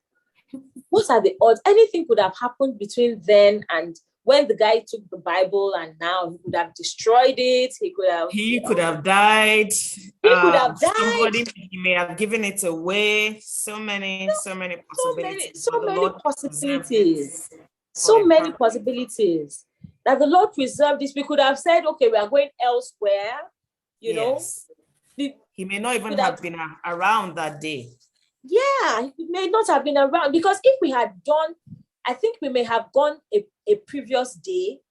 If the timing, we had I told you at the beginning, it wasn't quite the organization at the beginning was quite funny, so we couldn't do things the way we had planned to do it. So maybe if we had done, everything had gone according to plan, we may have gone there the day before. So everything was just perfectly planned. Oh, God is a master strategist. He's amazing. He's amazing. Okay, so we now go into, this is Friday, and we go into the last day, Saturday. I know Saturday you didn't go anywhere. There was the ministers, young ministers. Conference, yes. Meeting in the morning, yeah.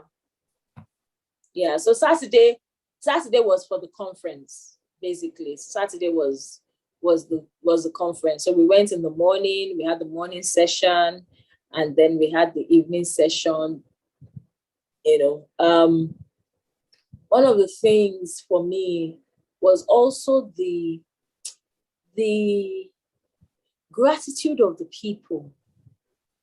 They were so for the evening session. The morning session, Pastor Sherry, when she spoke about, you living your life completely for the Lord and completely just yielding yourself to him and doing everything for him, towards whatever it is that the Lord wants, how he wants the life. Talked about how she left everything, her 6-figure salary and everything, and how she has just is a yes Lord lifestyle. And the morning session was good. But one of the things I saw that I would like to talk about was the way the people received the whole crusade and everything, the way they received it. When DB was praying in the evening and was telling, they all came out to thank God and everything. And we're talking about, I told you that one of the things that we were doing on each day was getting the people to repent on behalf of their community. Mm-hmm. So the people of the land were the ones, if other people were supporting him with praying in tongues and stuff, but the people of the land were the ones opening their mouth to say, Lord, we are the ones that sinned and we repent and all. So it was beautiful seeing the people, they came out. And when David was talking about that, it was beautiful seeing that repentance. You could see some of the women kneeling down and all that, going to say, Lord, we are sorry as a people. That repentance was so beautiful to see, and by the time we were to rejoice about what God had done, oh my goodness, the rejoicing was epic. It was epic. People were, I literally could understand how, when you read the scriptures and you see how the children of Israel, they would say, oh, and they repented before the Lord and all that. And then they would talk about how, oh, and they rejoiced before the Lord. This is my first time of actually seeing it live. I'd never really, yes, we do it in church, but we are not a homogeneous group. Do you understand? We are not a tribe. In church, we are different people. We are Christians, but we are different people from different tribes coming together. But this is actually a people. So it's my first time of seeing a people. The way I see it in scripture, the way they say the Israelites, they will repent before God and all that. It was my first time of actually seeing a people do that. And I found it interesting because, at that time I was recording. So I have it. And then I found it interesting that the king did not just sit down and was watching. He participated. That did it for me. He was standing there clapping and praising. Of course he can't barrage like everybody else, but that's he stood with his people. When they were like, okay, everybody stand up, and it was everybody stand up, we're going to pray. He stood up and bent and prayed. And when it was time for praise and worship to rejoice before the Lord, he stood, and his Olori too was there. And she's more expressive. She would stand, she would go on her knees. She would, she would do all that. But that the king would stand. So I have a picture. I wasn't near him, but I zoomed in, because when I noticed that he was standing, I was like, I need to catch a picture of this guy standing with his people, So I zoomed in. Oh, they're taking light. I zoomed in, and I have a picture of him standing, and then the heads of people around him. He's quite tall, so he was able to stand out, and people were standing around him, and I'm like, oh, that's so beautiful. That's so beautiful to see. And by God's grace, that is a picture of Nigeria, where we have a leader that fears God, and loves God.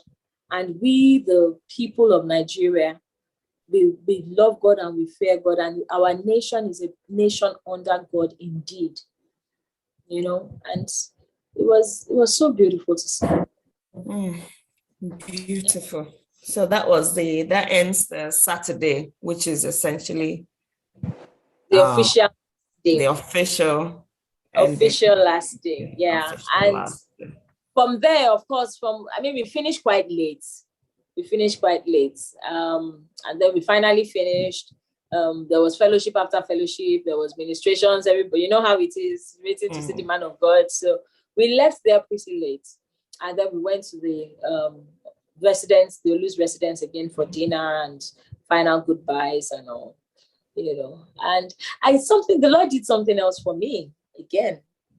So I was going to ask. I was waiting to ask, but okay. The Lord did something else for me. So, two things, one of the things, well, the only thing I knew that I wanted, really, really desired, was an opportunity to talk to him personally, and let him know. I mean, how often can you see a king and to tell the king that his father went to your grandmother's grandmother's pulling I ranks, but okay, well, good really, with it. So I was like, I would love to talk to this guy, to this, to the king. So at first, the first night, DB was taken and Pastor Deji were taken in to talk to him. The second night, they were taken in, So, I mean, I was just really thinking, okay, should I tell DB about it so that he can, maybe when he's going, he can take me in. But I felt, no, I didn't want to do that.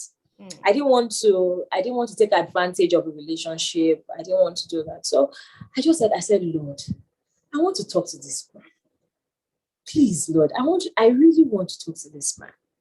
So we were all there in the sitting room. So the way the house is, the sitting room and the dining room is one massive room, so the dining room is towards an end. There's it's just a level higher than the sitting room.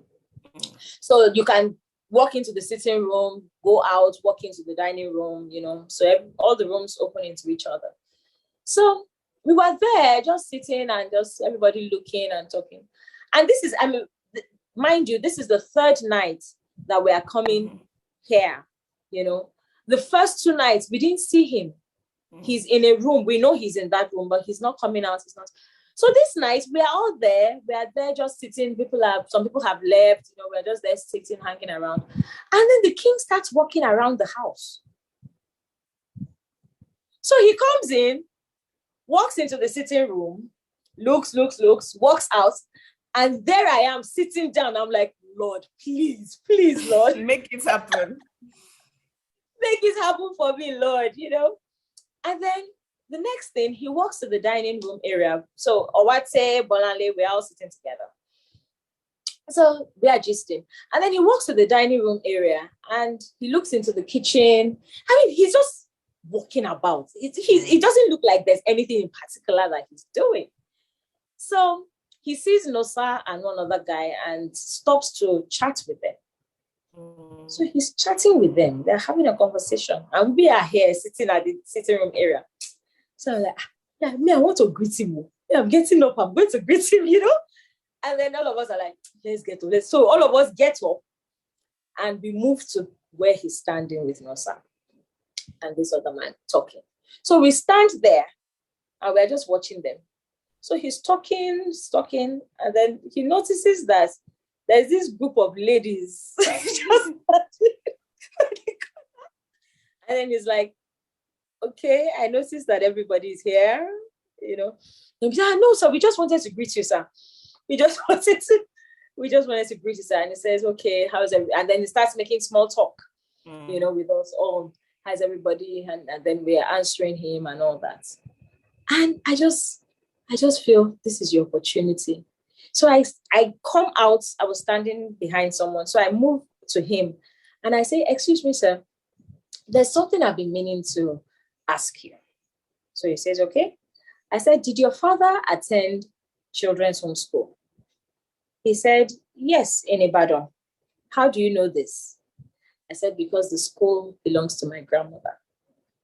And he was like, oh, wow. I said, yeah. I said, my mom knew your dad. And, he said, oh, really? What did she say about him? I said, oh, and then I told him, what she had said to me and all that. And then he said, oh, that in fact, some weeks ago or something, recently, that he had met somebody, 2 women who went to the same primary school, same secondary school as his mom. So now he's meeting somebody who, knows about his father, And then I was like, oh, that's interesting. That's wonderful. I said, my mom will be so happy to know that I actually met you and I got to speak to you. So I said, please, may I have a picture with you? And he's like, oh, sure. My sister. I was on cloud 2000. Floating. I was so happy. I was like, I just stood. I said, Nosa. So Nosa took the picture for me. And, I have that picture. And it was like, for me, it was like God heard me. It seems very insignificant, but, something that ordinarily would not have happened. What are the odds that you have opportunity to speak to a king in his dining room? A reigning not king. An everyday occurrence. Do you understand? It's not an everyday occurrence, but it was just to show you that God was really involved in everything that we were doing, and the king was just so down at a point. He said, I'm just really tired right now. I'm so tired. I don't really know what I'm saying. I was just laughing, He was just such a kind-hearted person, so down to earth. He's Olori, so down to earth, and I found that pretty amazing. I would understand why the Lord would say, yes, I would walk with you. Why the Lord would say, I would use you, I would walk with you. It's like the way I am reminded of how David was. He just loved God, and God was, let's do this. So it was wonderful getting to meet him close up and seeing that he didn't have, airs about him like that, or, and that was really, really, it was a blessing. Wow. A beautiful end to the Warri experience, that you took pictures, you got to talk with him. The Lord just heard your inner cry or inner desire. You got to talk with him, and you got to take a picture. Yeah. In his dining room. Yes, so you have to put it like that. In his dining room. Oh, fantastic. So, I think, are there any other? This is essentially the final day. Mm-hmm. The final day when we were about to leave, our final on Sunday morning. It was interesting. I have a picture that has DB and Pastor Deji, and then it has some men kneeling down around them and praying. And it was interesting seeing that, because they were there. These are all the drivers and the people that had worked with us, or had made the process or our stay. They had made it easy, and they had taken time to, help us. And it was beautiful seeing DB and Pastor Deji blessing them. There was one of the times, because I had to do, I was in the car with DB and Pastor Deji on some of the trips. Mm-hmm. It was 7, so it was usually 3 in one car, 4 in the other car, mm-hmm. like that, mm-hmm. So because we were in the same residence, most times I would go with him, so that Nosa can be with the ladies, ensure mm-hmm. that they are taken care of and stuff like that. And the driver that took us, whilst we were going one day, DB entered the car, and DB said to the man, "Why you dey fight your wife?"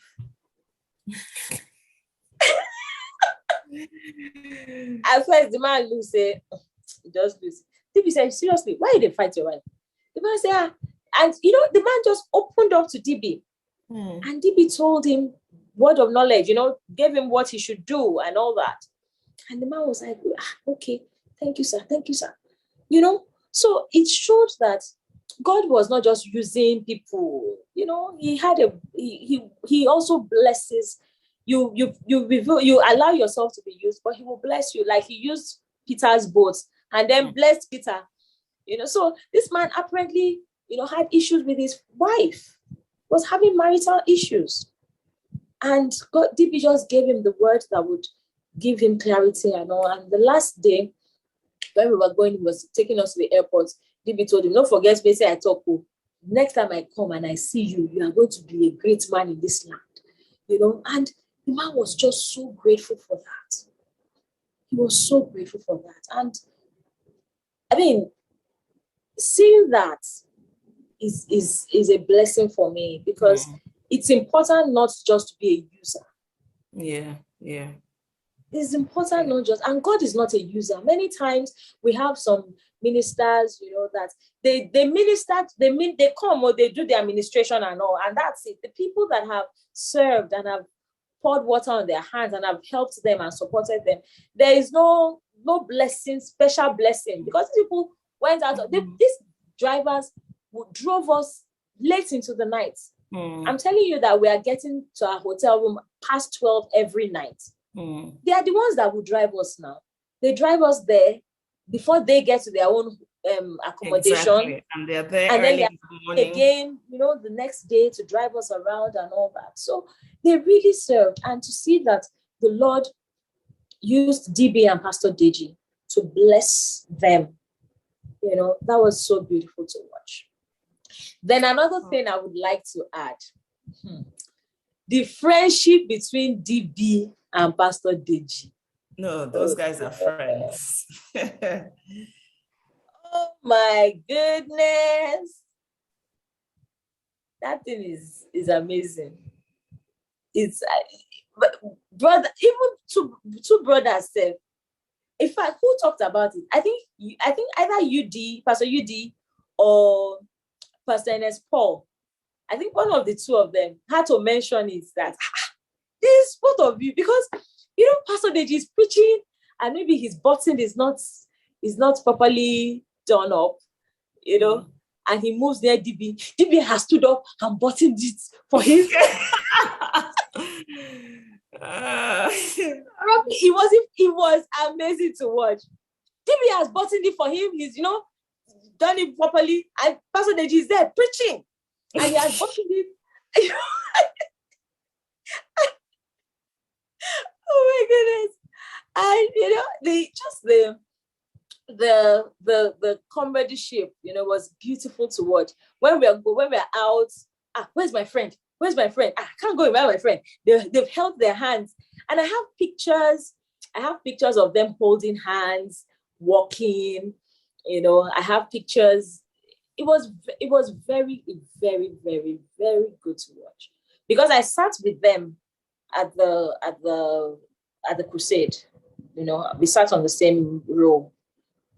So but when each person finishes ministering, by the time they come back, the other person is there, praying for him, refreshing him, and it was. That's beautiful. A beautiful model of friendship, and yes. In this day and age that friendship is bastardized, we don't have a lot of genuine brotherhood, sisterhood, friendship. I bless God when we have people that the Lord has preserved and uses their friendship to teach us that the genuine thing still exists. It's like, I always remember when the Lord, Elijah said to God, "Oh, only I alone am left." And God said, no, I actually have a remnant. And I say this because evil is so pervasive in our culture today. The negative is so pervasive in our culture. We are groomed, we're taught, we experience that people are not to be trusted. There's no real friendship. People will betray you at some point. And so never take anybody too seriously or too much to heart, because they can stab you in the back tomorrow. And that seed that is sown is how we end up doing life and doing friendship, doing relationship. But I am intentional about countering those narratives. I'm purposeful in countering it. And so when I see it in people, I want to celebrate it. I want to let it be known. I want to magnify righteous living. And that's what, you find in DB and Pastor Deji, that there is, no matter what the devil has done, there's still righteous friendship that, it's there. It is achievable. It's attainable. Yeah. Depends on what you choose to believe. Okay, so we've been here for about 2 hours. We started 2 hours ago. Wow. We actually started the interview, the chat, the real conversations 2 hours ago. So how would you like us to end this session? parting words or final words, okay? I just want to thank God. I just want to thank God. First, for the opportunity to have been part of the team.